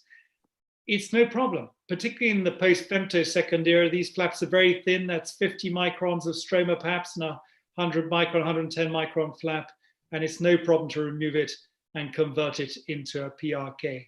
So I just wanted to share that case with the panel, and I'd really be interested in your own experience of flap amputation. Have you had any problems with haze afterwards? I haven't. Do you use mitomycin C? Those are the questions. Do you debride the epithelium or just simply leave the dystrophic epithelium to regenerate and cover the surface? Over to you, Mohammed. I have two questions. How long? How long? Sorry, I've got one more thing to show you actually, and that's I'm hoping I've said shukran correctly here. Is that right? Yes, an excellent. Thank you very much. There's somebody on Google is playing a joke with me here. And the other thing I wanted to mention is that if anyone is in the participants wants to follow up on some of the cataract surgery tips or the laser tips, I'm trying to leave it all out there on YouTube these days, so you can search me there. Thank you, Bruce, for our Arabic education program for me. Yeah, you are here for a long time, Dr. Yuri, and you are not learning Arabic. Next time I will do that for you. Thank you. Dr. Bruce, how long was the original surgery for that patient? This was many years ago previously. This is an old-fashioned temporal hinge flap. I haven't seen one of those for years. So I imagine it was at least 10 years before he came to us. So he presented the problem occurred 10 years after? No, sorry. The laser was 10 years ago at least. And the injury was perhaps 18 months previous to him coming to us. Okay, and what about when you amputate the flap, the refraction of the patient then? Of course, in this case, this is the ideal solution in such case. Yeah, so you get what you would have had originally. Remember, the flap is just lying on the surface. It's slightly modified in a non-femto case like this because, of course, the flap is a slightly meniscus shape.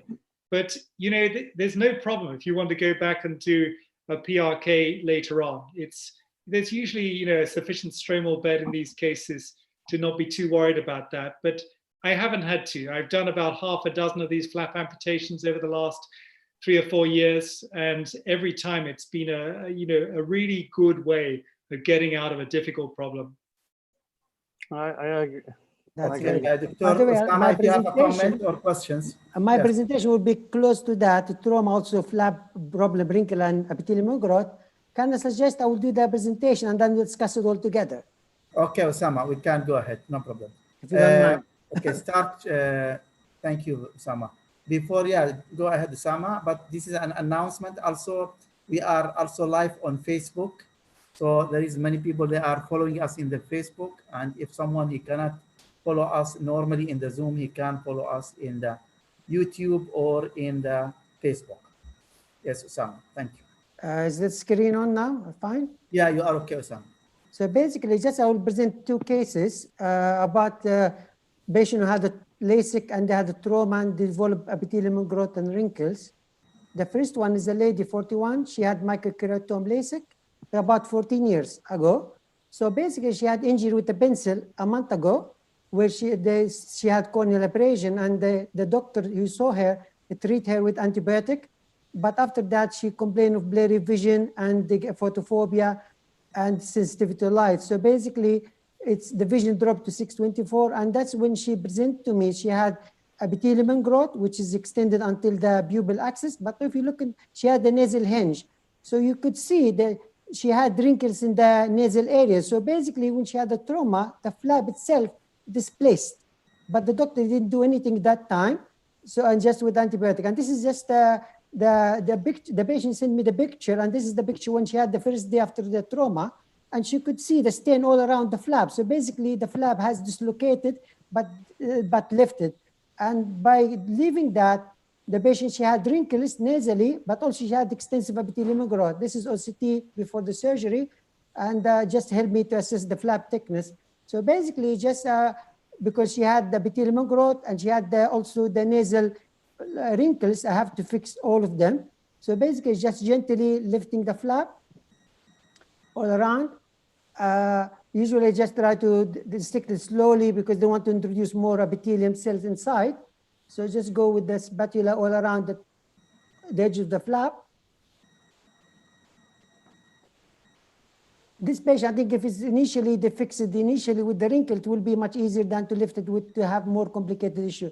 And just with the use the forceps, better really to use the forceps to lift the flap so you can see the epithelium growth. Usually epithelium growth, usually you find it more behind the flap.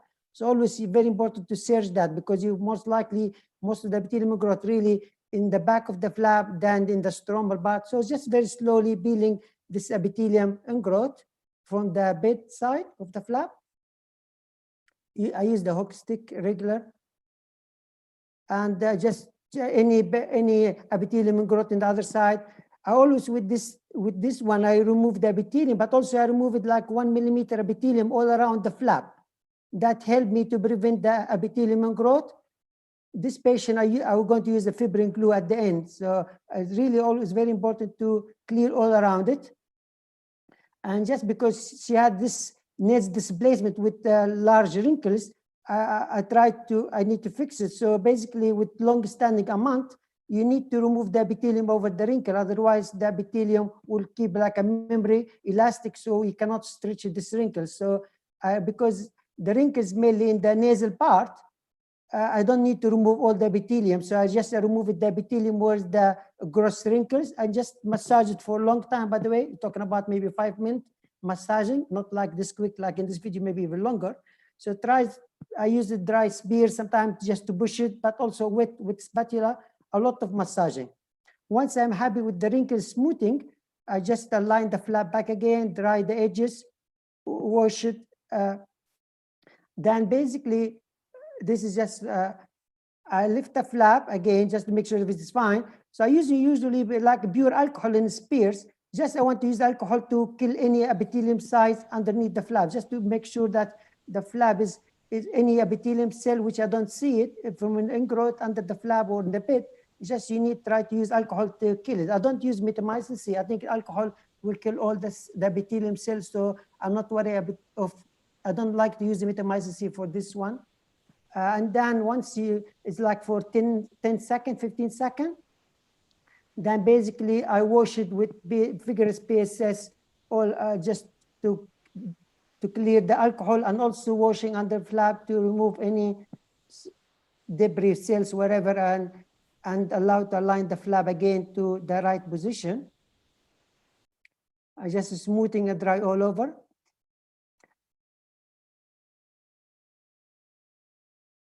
And once I'm happy with the flap position, I use I had the Callisto microscope. Really, it's very useful to have OCT with Callisto. So the OCT is very useful. Sometimes you can check things if you want.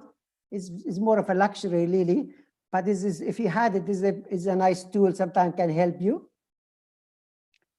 So once I'm happy with that, I don't like to lift the flap altogether with the fibrin glue. What I use is just lifting the edge and using the fibrin glue all around the flap from all the angles, just to prevent the epithelium growth. Some people using the fibrin glue all under the interface under the flap, but you don't need that. And massaging the flap, because the best thing to have very little thin layer of fibrin glue. Allow it. So I remove all the fibrin glue, the excess out. I just want the very minimum massaging.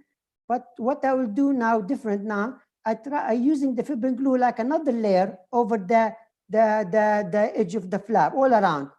And as I mentioned, we had like 1 millimeter epithelium away. So that is just extra barrier to prevent the epithelium growth go back. I've done it like in almost 5 cases now, this technique. And really it's very good result I had it with extra protection, as I say. And that is just, the fibrin glue really helped me not to, because the other option you have to use the stitches. So it helped me no need to do all stitch, especially when you had very large area to close. And just basically just the bandage contact lens and the case is done. And the patient just used dexamethasone and Vigamox antibiotic. This is the 1 month after the surgery, the very trace of haze in the interface.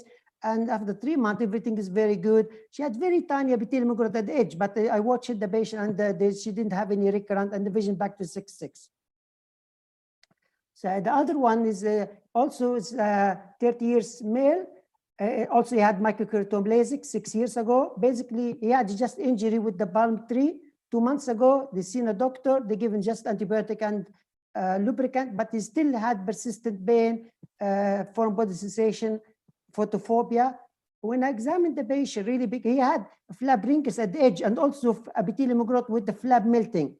And I explained to the patient it's better to really smooth this flap because the epithelial growth will increase more and more damage to the flap. So it's better to do early than to watch too long. And this is OCT at the time of surgery. So he had this epithelium growth with the flap melting. So basically I just debride the loose epithelium and the epithelium growth that side. I always try very gentle with this one because the flap is melted and just you don't want to have too much trauma more. And that's the same thing. So I have to cleaning the epithelium. I remove the epithelium outside the flap because that will help me to secure it later with fibrin glue. Even with the suture, I think it's better to remove some of the normal epithelium away from the flap edge to prevent the recurrence of the epithelium and growth. So basically gently lifting the flap, and you could see it is just because it's the melting, you feel it's very fragile, delicate flap. And because just is the temporal side only the wrinkles and the epithelium growth. So you don't need to lift the flap more than what you need. So there's no point to go further. Once you pass the epithelium growth level, you don't need to lift all the flap because just you don't need to create extra trauma and more problem.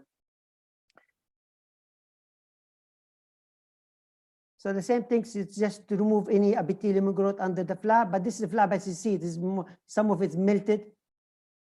Although this is just 2 months, and that sometimes really can melt very good because it had too many wrinkles at the edge of the flap. That's, I think, make the flap melted quicker. Same thing is using alcohol in swab just to both sides the bed and just to kill any epithelium cells remaining. After that, just a lot of washing, like we need to do PRK or something, just wash all alcohol. And just smoothing the flap back again and just massaging for any, for this fine micro wrinkles he had, the remaining. This is just OCT intraoperative, just look into that area. And basically just washing. And once I'm happy, I will going to use the fibrin glue. That's different. This time is different because it's just localized area. So I just lift it, put the fibrin glue in between the interface and just folding the flap over it. As I mentioned, with fibrin glue, I think it's very important to massaging over because you need the very thin layer only, or at least you using very tiny fibrin glue. But for the flap, I just massaging any excess fibrin glue. I remove it, then I will do just another protection layer with the fibrin glue as extra barrier for the epithelium not to grow back. So this is remove all excess fibrin glue, and this is the second layer, just small layer fibrin glue over the gutter area. Just excess, I removed a little bit of excess area, that area, allow it to dry before I put the contact lens.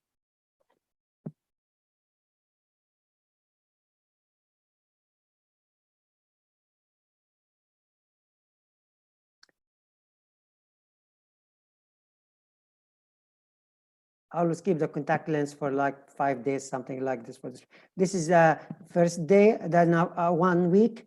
1 week is still the regular epithelium, that area, 3 weeks. And then with the time, it's become much smoother. There's a haze in that where's the melted, but really stable. There's no symptom, and the haze improve with time. So his patient is happy. This is what is before. If I lift it, I think it will be much worse. So I decided to act that time not to leave it.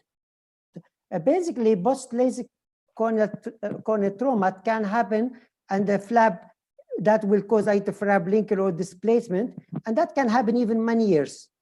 It's more common with microkeratome than the femto-LASIK, especially now with the femto-LASIK. If you do inverted cut, it will be very, very secure. I haven't seen femtosecond laser flap displacement after many years really from the surgery, but I've seen it with the microkeratome. The one thing about this, amputate the flap, with the femtosecond, because the planar flap, so when you remove it, it's a natural refractive error, so you don't have much surprise.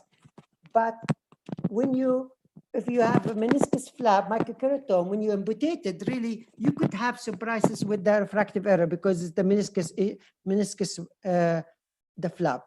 So, but it can, as I mentioned, fibrin glue is very good. It will, if you use the fibrin glue, that's make the surgery much easy for you.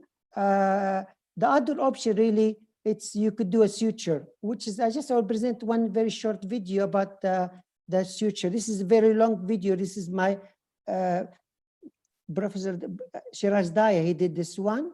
So that's a long time ago. This is, I've had a video for him.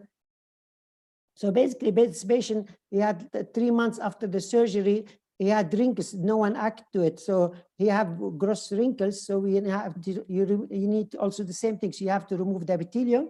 Otherwise, you're not able to smooth it. Remove all the epithelium growth at the edge of the flap. And usually when you had large central wrinkles, it's better to use water, pure water in the flap to swallow, so stretch it. Then you wash it with PSS. And just really you need to do a massage for a long time, whatever way you're using, forceps, spatula, spears, or you could use this like forceps and use McPherson and use just spreading it like what you see now. Just basically massaging the flap to get rid of the wrinkle. And after, this is the technique, the suture technique. So basically, when you do suture, you need to have balanced suture. You need to balance the tension. If it's tight, you will have wrinkles in the flap, which affecting the vision. If it's loose, you will not have the same effect. So just you need to have adjustment the tension for the suture, and you need to do it at different distance.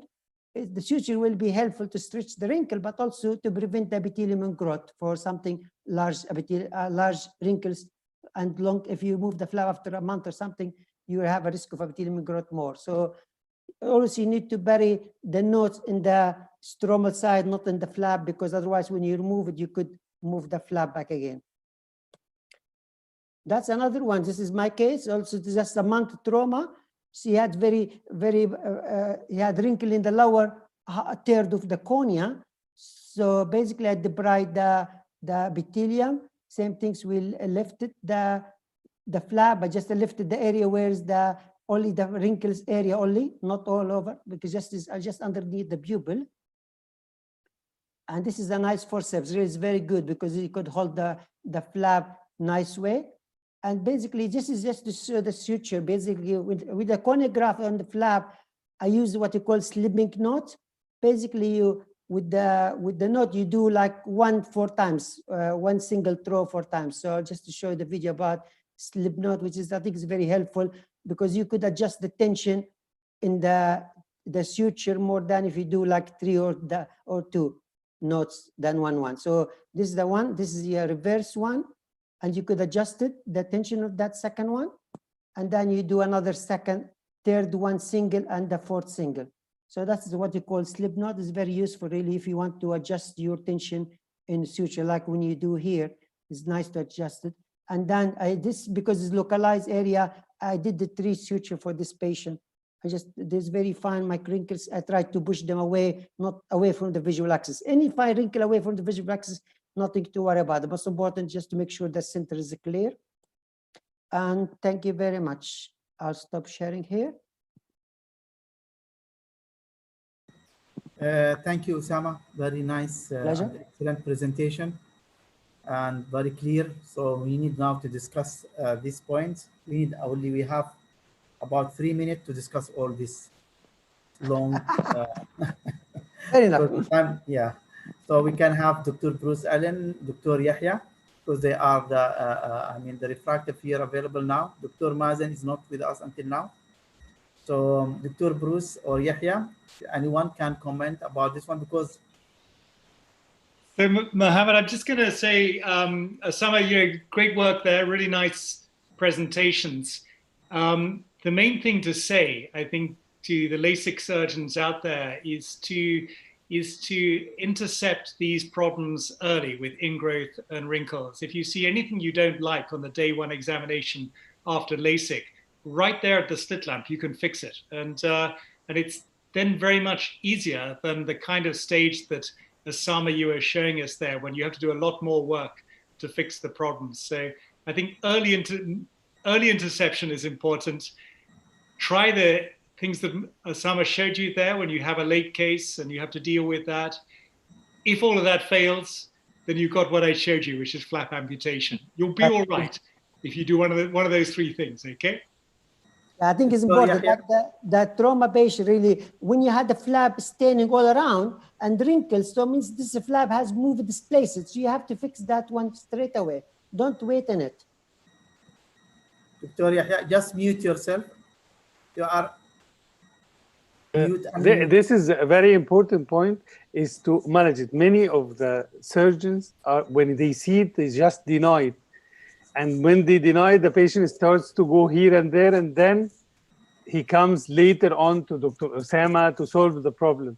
And the idea is, even up to 1 month, if you see the patient with flap wrinkles, you can lift it, reposit it, and use only saline BSS, just dropping. You just stay like 3 minutes, just dropping in under the microscope, and you keep dropping, and then massaging the flap. You just make sure that you put the flap in the right position. You will never, I tell myself and my colleagues, you will never see the flap completely flattened or the folds disappear intraoperatively. Don't look for this, because otherwise you do too much maneuvers.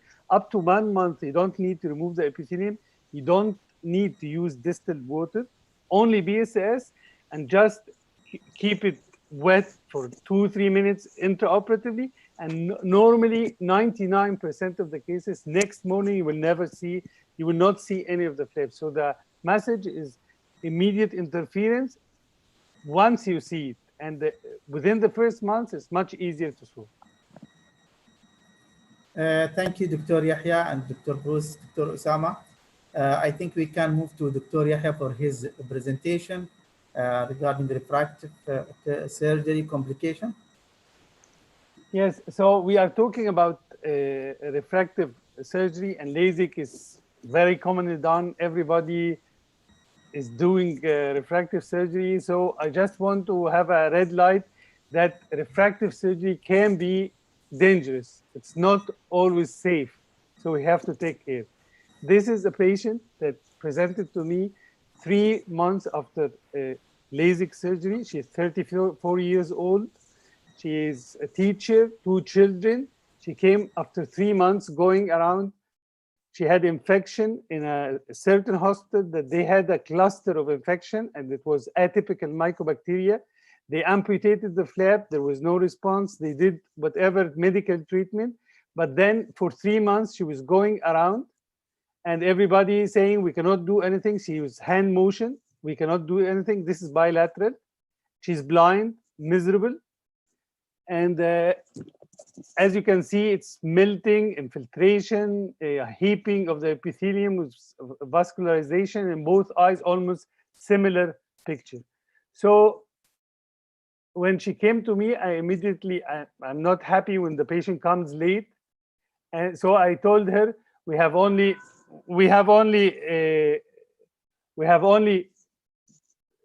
2 options.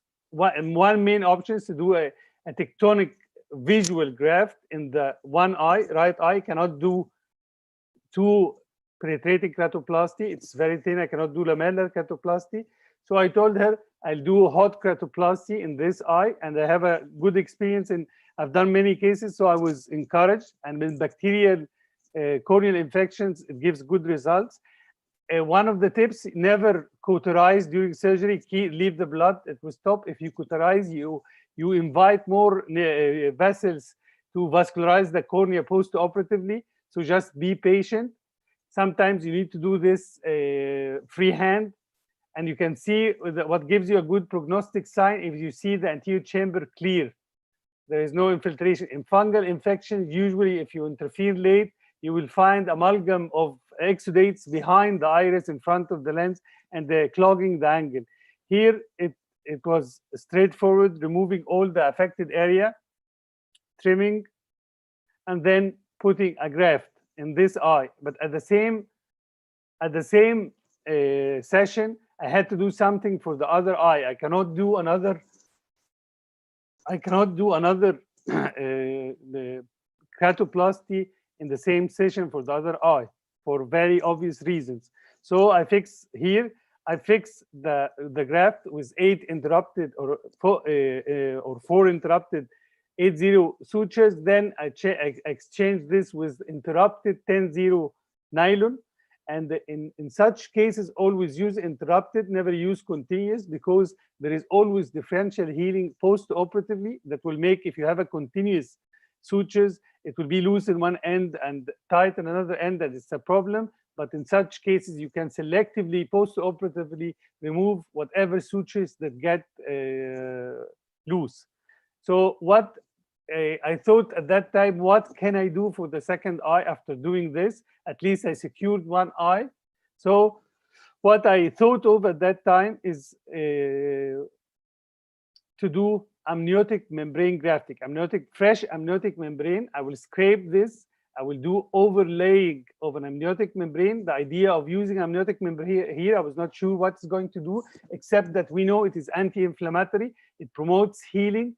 It decreases the pain, and you can soak it with antibiotics that can help in this. But I really did not expect much of this. As you can see, it's overlaying graft with a stromal side down, suturing in the conjunctiva, and it's like a biologic contact lens. And then I did a tarsorrhaphy that I removed after 1 week. So this was the case post-operatively. After 2 weeks, you can see this, the graft is clear, all the vessels regressed in the right eye with the graft, and this is typical response because you have removed the inciting factor for the inflammation. The left eye, this is the residual of the amniotic membrane after removing of the sutures for the tarsorrhaphy. You can see the vessels and the heaping of the epithelium is regressing. This is 1 month post-operatively, the eye is quite completely, vision is started restored.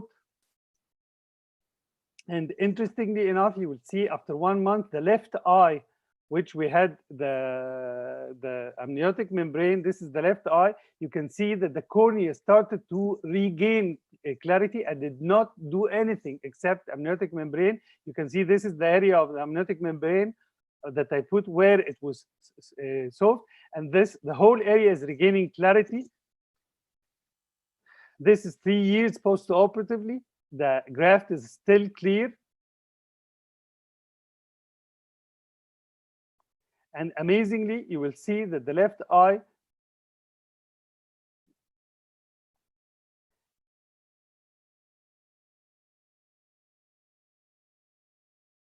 this is the left eye where I had the graft. This is the edge where there was the starting of the beginning of the melting and the heaping of the epithelium. It looks like a graft, but I did not do any corneal grafting in this patient. This is, again, you can see the cornea is clearing. The patient at that time had regained vision to 6/18 best corrected, and she had a very minimal posterior subcapsular cataract.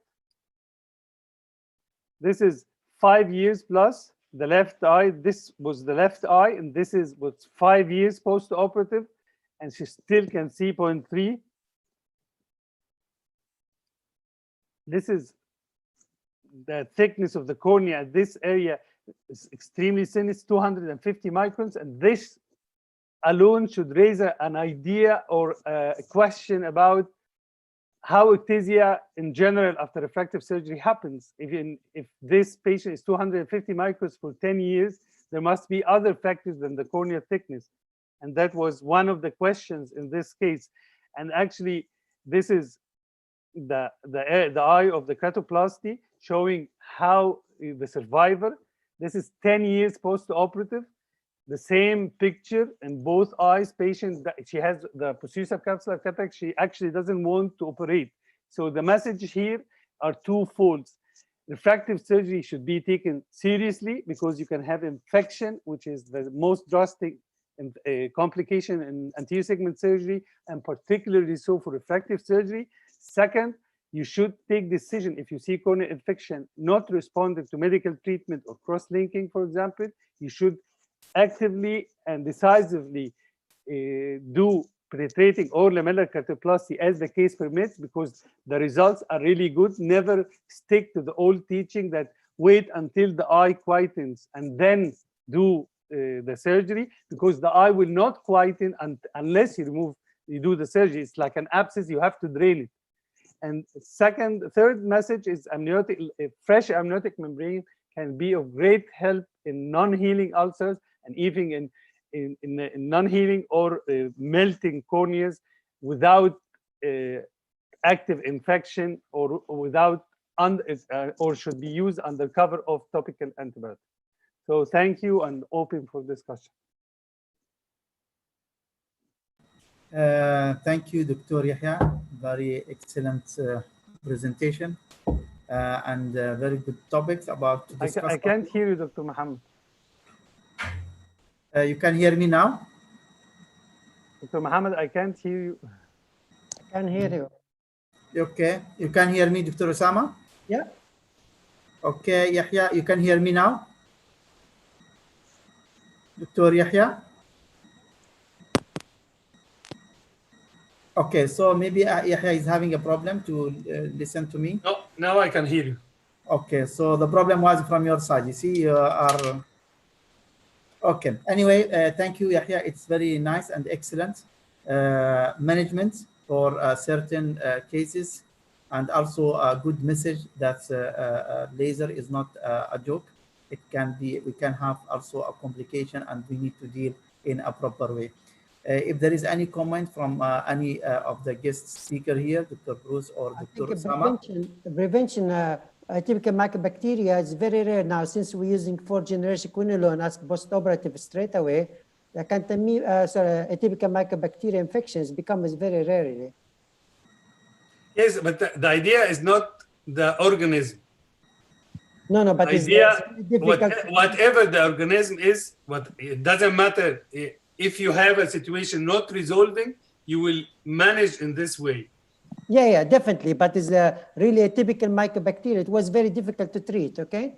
I think the prevention is very crucial, especially with laser surgery. You don't want someone to get a bad infection where you will have cause more problems. So prevention also very crucial. I think corneal crosslink is a very good idea before consider corneal graft as an option with amniotic membrane. If it's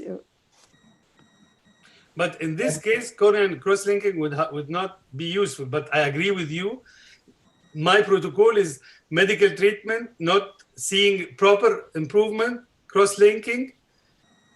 If not, the decision of keratoplasty should be taken aggressively. Yeah. Any comment from Dr. Bruce Allen? So just that it's, Yahya, I mean, great management, really good, but I would disagree with you about refractive surgery being dangerous. We haven't seen infection in laser refractive surgery. It's really unusual now in the era of 4th generation fluoroquinolone prophylaxis. And also, we don't see atypical mycobacteria anymore because we don't use rapid sterilization anymore. We've identified where that problem came from in LASIK. And so I don't think that's being used very widely at all anymore. We don't use it at all in the UK anymore. So I think it would be wrong to send the participants away with the impression that refractive surgery is a common cause of corneal infection in 2020. I think things have really moved on. The old figure from ASCRS about 10 years ago was 1 in 3,000. I'm really confident that it's much lower than that now. We rarely see a case. When we do see a case of infection, sure, manage it medically if we can, identify the organism, appropriate antimicrobial therapy, and then if you need to, then you can go to surgery. And I think some of the points you made there, interrupted sutures, very important, you know, all those kind of things. I did notice that you didn't excise the whole of the area of the abscess, and I was going to ask you about that.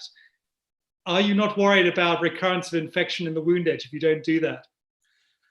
Actually,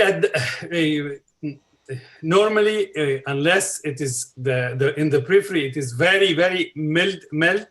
I am okay if leaving even part of the infection, and usually it goes well. But this was not active infection at that time. It was more of reaction and melting of the cornea in the center. I removed all the melted places where I cannot take a suture, and I left the rest, which you have seen has resolved. But coming back, I'm not telling people that refractive surgery is dangerous. I do a lot of LASIK, but the message is they have to be careful. And as regards, it's not common. No, in our parts of the world, in Egypt, for example, I see at least during every year, at least I do 2 to 3 cases of hot keratoplasty for post-LASIK infection, and I see at least 10 cases, for example, or 10 to 15 cases, and I am only one person. So it is an issue that should be addressed. It is not something from the past. It is unfortunately in 2020. What antibiotic do you use post-operative there in Egypt? No, we have the four. Also, if you look to the newer literature, even with the 4th generation quinolones, it gives you fluoroquinolones. It gives you a false sense of security. We use 4th generation of quinolone. Almost everybody is using this as routine post-operative. But if you look in the new literature, recent literature, it shows that you have now resistance to 4th generation fluoroquinolones. So we don't take it as, you should not take it as a granted in response to the rules of disinfection intraoperatively. I don't know, I've seen in the States and different areas, they work with the normal coat with the shoes going into the room of the LASIK, but here we don't do it like that for fear of an infection. And if you, as regards the flash autoclaving, the paper was published 2019 about evaluating is flash autoclaving can be used for ophthalmology, and already it came out and said yes, it can be used. We know at the time of atypical mycobacteria, it was not, it was found in the flash autoclave, but it was not because of improper cleaning of the flash autoclave. So now the recommendations of the ACRS, American Society of Cataract Refractive Surgery, that they convinced the Infection Control Committee that now again you can use flash autoclaving in ophthalmology. Thank you. This is 2019. Okay, I think we have to the message was not that there, as Dr. Bruce Allen, the refractive surgery problem, but if the cases happen, how to deal and how to manage. Still, we can see that. But I am sure the refractive surgery now is very safe and is done, I mean, thousands and thousands and hundreds of thousands everywhere in the world. Thank you for an excellent management and for we are having several doctors. If they can, we can start have Dr. Reem Zahrawi. Please, if Mr. John, if you can have the live, then we can answer the other questions.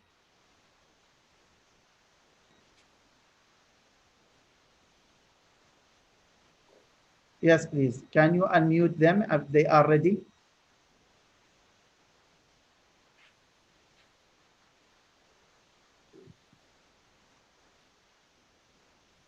Dr. Reem Zahrawi or Dr.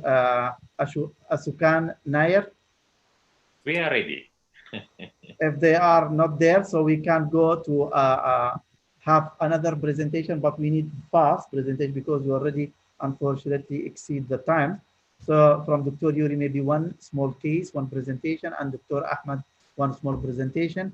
Then we can have 5 minutes to 10 minutes to answer the question, and that's it. Please. Okay. Mr. John, if anytime anyone ready, we can stop and get them live to ask the question. Anytime. They can interrupt us. No problem.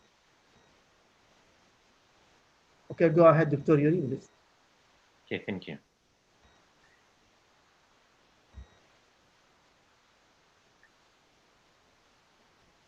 I want to share the case with the mature cataract, absolutely normal case. You can see the clear corneal, the pupil is wider. It's not a intermission case. We just opening the capsule by the normal way, by the forceps, 5 millimeter rexis.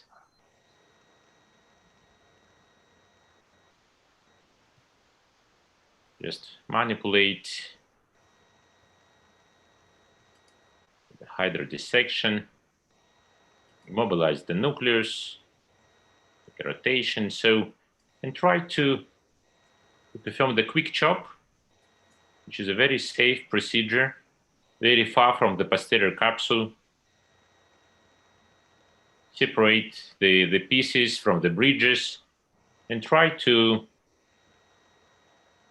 move with the piece to the pupillary area just in front of the iris to aspirate the material. And it was absolutely unpredictable from the surgeon side. You can see, oops. And now we have two pieces. One piece, look again, one piece in the capsular bag and the one piece in the anterior vitreous. And my question for the panelists, so in the case like this, when we have a problem in the early stage with the posterior capsule rupture, so what to do, how to manage? There are a lot of points of discussion, and of course, I'm asked by myself many times, I'm looking this video 100 times, I can't recognize the problem, why it happened. So this is a lot of points of discussion. Dr. Mohammed? Yes, Dr. Yuri, we can have the opinion of Dr.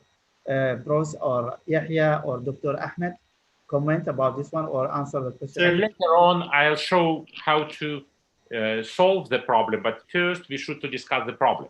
Yuri, I just, it's not exactly this situation, but it's possible that this was the problem, but occasionally you see a rupture of the posterior capsule in the hydrodissection. It happens, the reported rate is about 1 in 350 cases, and then there's really nothing you can do. The nucleus is going to drop back, and it's possible you had that here.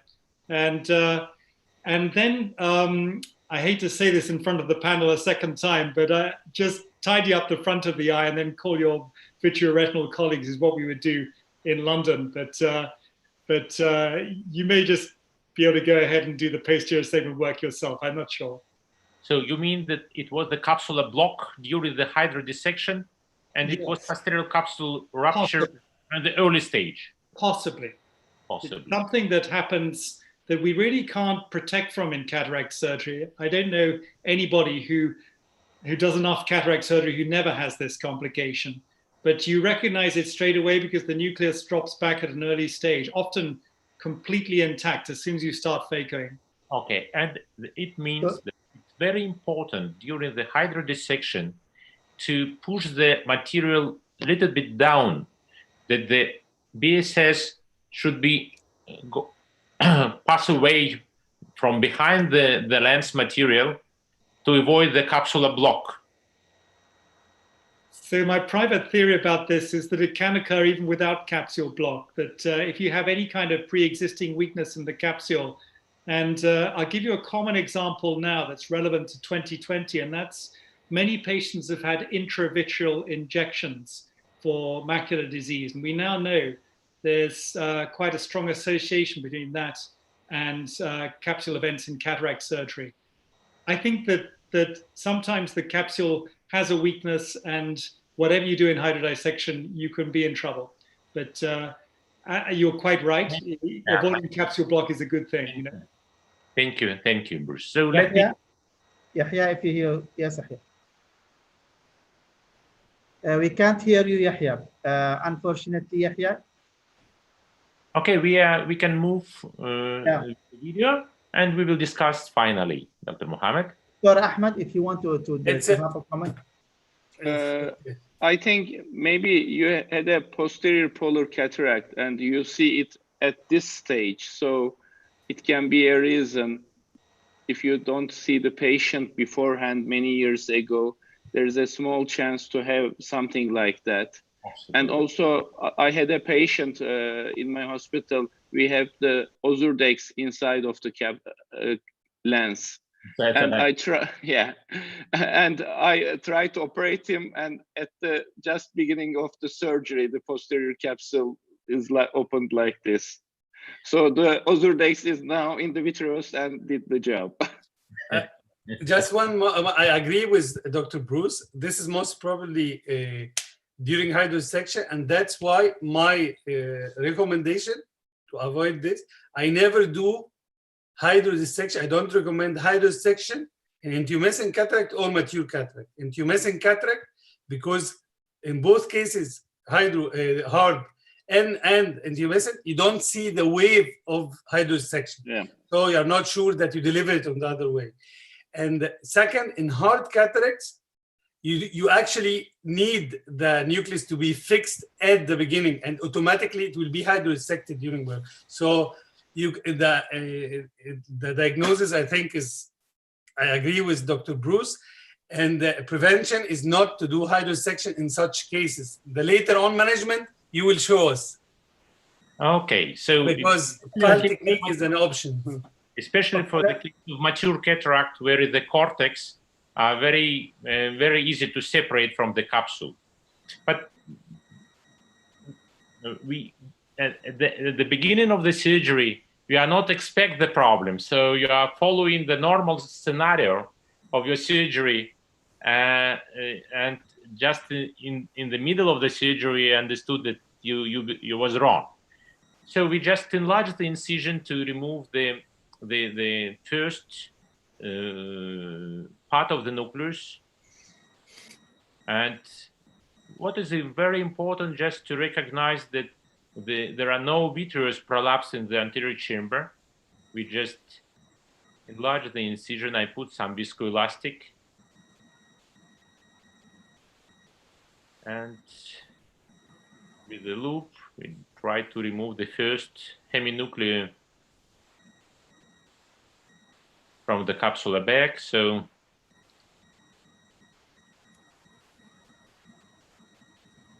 try to avoid the anterior chamber collapse due to the viscoelastic without irrigation.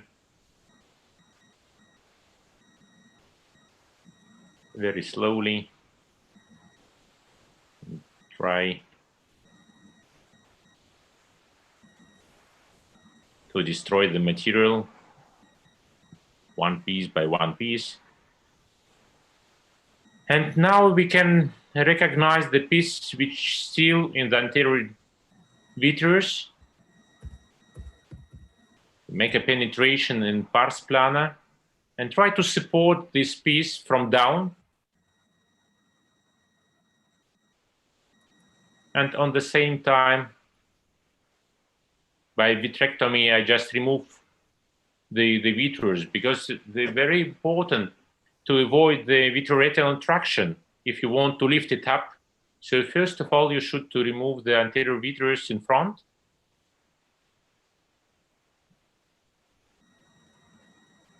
It's not easy. And this is the second attempt. Slowly, slowly, we try to push this piece from back to from the posterior chamber to the anterior chamber.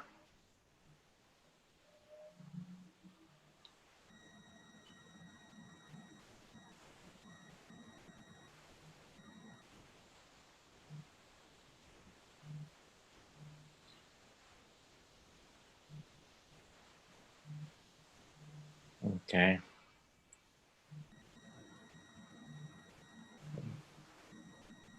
Put more viscoelastic and put the vitreous back, and with the same technique with the loop, we just remove the nucleus completely, and we have a intact anterior capsule. And it's a next step. Just at the end of the surgery, we just put the lens behind the iris.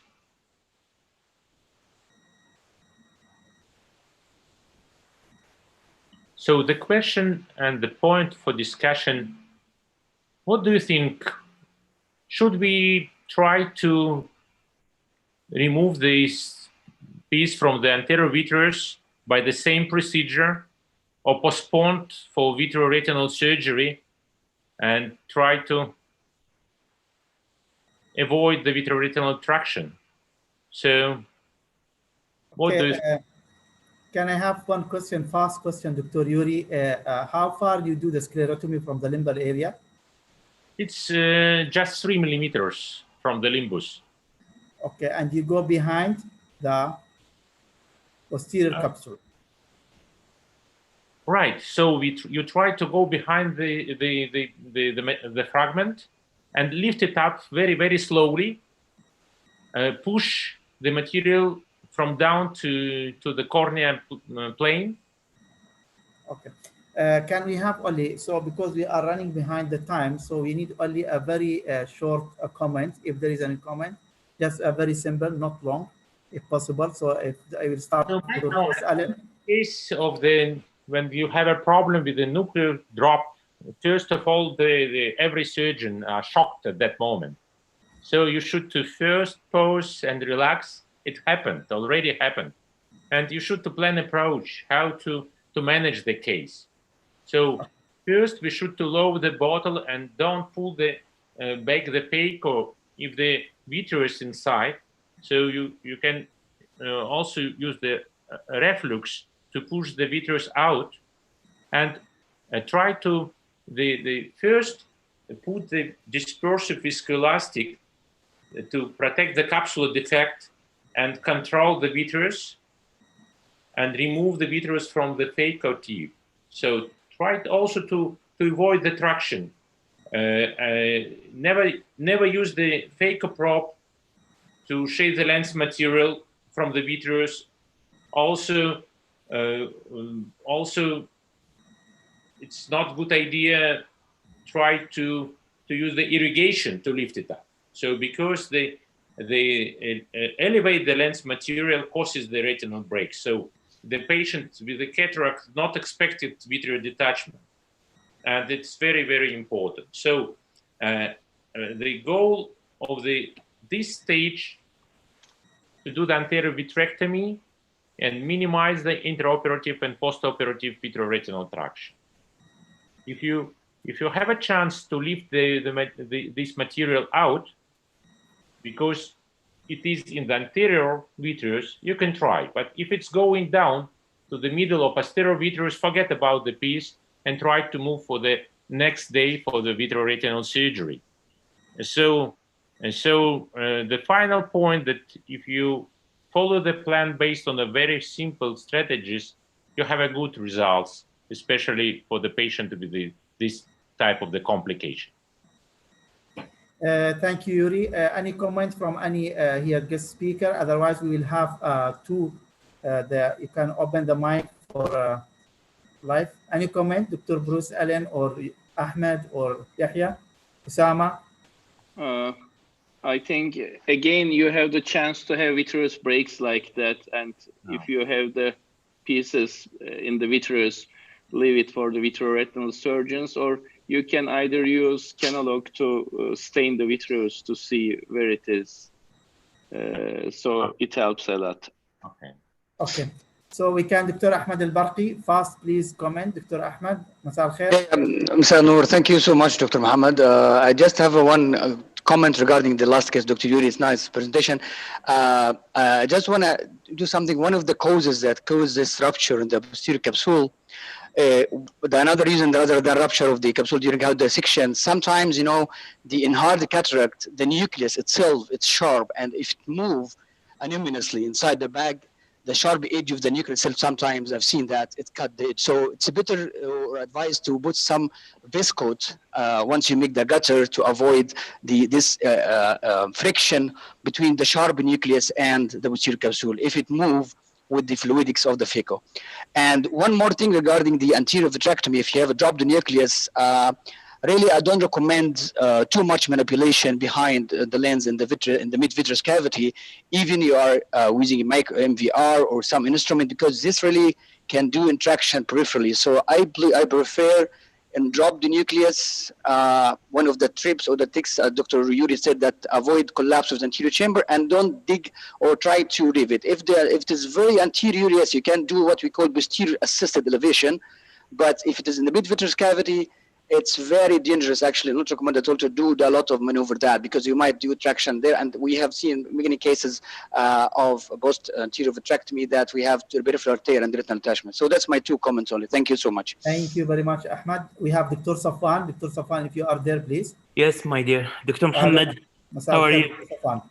Salkhair, Dr. Muhammad, and thanks for Dr. Muhammad to give me this chance. I just need to add the comment to Dr. Ahmed that fishing in the anterior and the mid-vitreous, definitely it's carry a lot of problems related to the peripheral retina, because we are just fishing blindly. But just related to the rupture of the posterior capsule, I think that Dr. Bruce and Dr. Yahya, he mentioned a lot, but for me, I'm not doing a hydrodissection for, as Yahya said, for a hard cataract. So I'm starting with the chop and stop, and then divide the nucleus, and then doing the hydrodissection to see. And as Ahmed said, it's very sharp, and the possibility of the rupture will be high when we have a hard cataract. So rotating these nucleus gently, it might prevent, but anyway, it happens. So once happens and the piece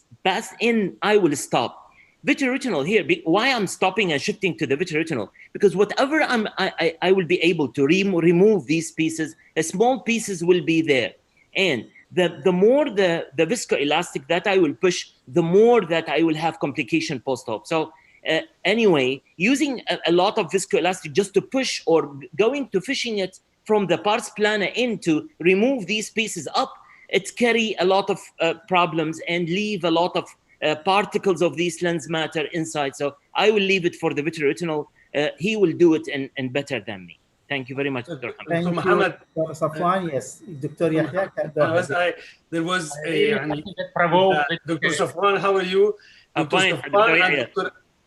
Safwan and Dr. Ahmed have said a statement that I will beg to differ. Yeah. This statement that they said that hard cataract, the hard nucleus, is sharp and it can open the posterior capsule. This is, in my opinion, not true. And it has been shown very long time ago by David Apple, that showed how even he put like small stones in the capsule and showed how resistant this was to tearing. And I don't recall that I have ever seen the posterior capsule opened because of a hard nucleus. And I have done so many hard nuclei, but it can only open because of a reason that you do. The iatrogenic, like the hydrodissection capsule block, or the chopper, or the phaco tip holds, and then you pull it. But the nucleus, in my opinion, the hard nucleus will never open the posterior capsule. So I beg to differ for this statement. It's not a fact. Can we have only, if there is Dr. Ashok there, Dr. Asukan Nair.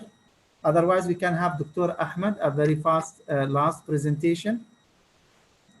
We already half an hour above our time, but it's okay. Let us have Dr. Asuk Nair, if he's there. Can we unmute him, please? Dr. Ahmed, you can start share your okay. Till he is there. If anytime Dr. Ashok is there, you can allow him, please.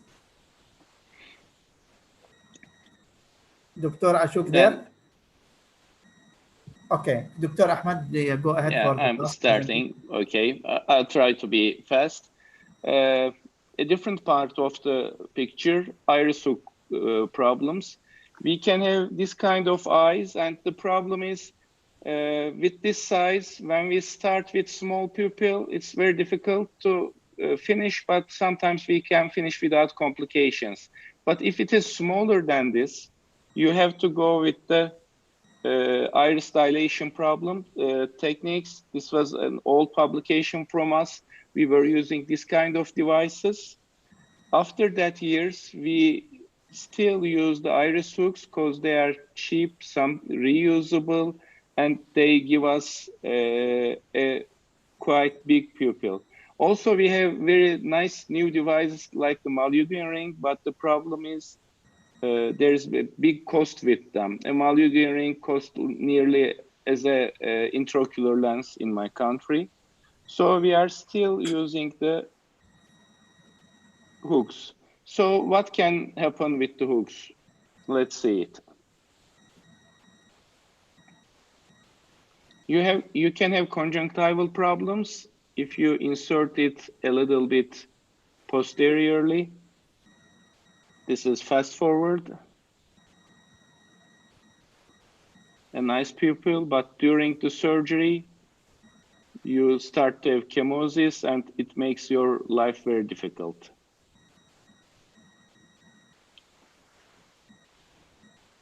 And it's very difficult to get rid of this chemosis. It stays there for 1 or 2 days. Also, when you go too much posteriorly, you can have a lot of hemorrhage. That can also prevent your good quality surgery.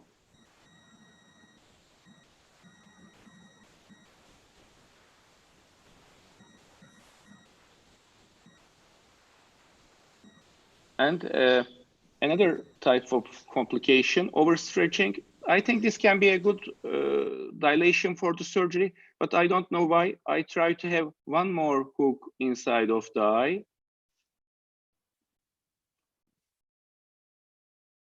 We had an uneventful surgery for the cataract, but at the end of the surgery, you see at that side with which I put an additional hook, we had a lot of damage with the iris, and probably this iris will stay a little bit big.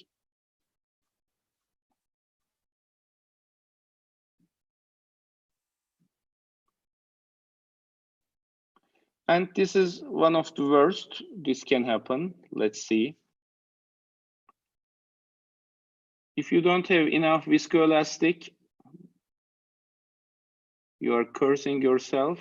You see, you had the capsule catched by the hook, and you have a anterior capsule tear there. Once you have it, you will all the time have more viscoelastic under the iris when you are putting inside iris hooks. And it's a difficult situation because you have 2 tears going on both sides, and it's very difficult to make this incision better and make a capsular access. So in this case, we result a posterior capsular tear, but fortunately we managed not to have the nucleus in the vitreous. So just few tips. Posterior insertion causes conjunctival problems. Anterior insertion causes shallowing of anterior chamber. You must be inserting them just parallel to the iris at the level of conjunctiva, just at the corneal junction. And they must be like this. If you put them too posteriorly, you can have the problems. So do not overstretch, give viscoelastic under the iris. Do not use them if the anterior edge of the hook is damaged. Try to put one under incision or 2 at both sides. So like this one can be a good idea to putting one of them to the under the incision to prevent iris prolapse as our previous cases, or you can put them on both sides of the incision, so you don't have iris at the incision side, or a single one is good for the iris. And I think we'll be finishing. I hope this COVID nightmare is over, and one day I can see all of you in this nice country of mine. Thank you. Thank you. Thank you very much. Looking forward. Yeah, we are all looking forward. Everybody waiting for all of you. Yeah, so also we are willing also to see you here in Dubai. Also, we want to go to Russia, to Egypt. So everyone is having his own plan. Anyway, it's an excellent. And if there is any comment about the iris hook from anyone, before we just, unfortunately, Dr. Mazen Sinjab, he couldn't make to be with us. He just in the beginning, but still I think busy. So unfortunately, we cannot have him today, maybe in the future. So any comment about the iris hook or any? Just a small comment, Dr. Mohammed. Yes. Because the straight design of the iris hooks, if you are positioning by the normal way, shallow in the anterior chamber, and your manipulation are closer to the cornea plane.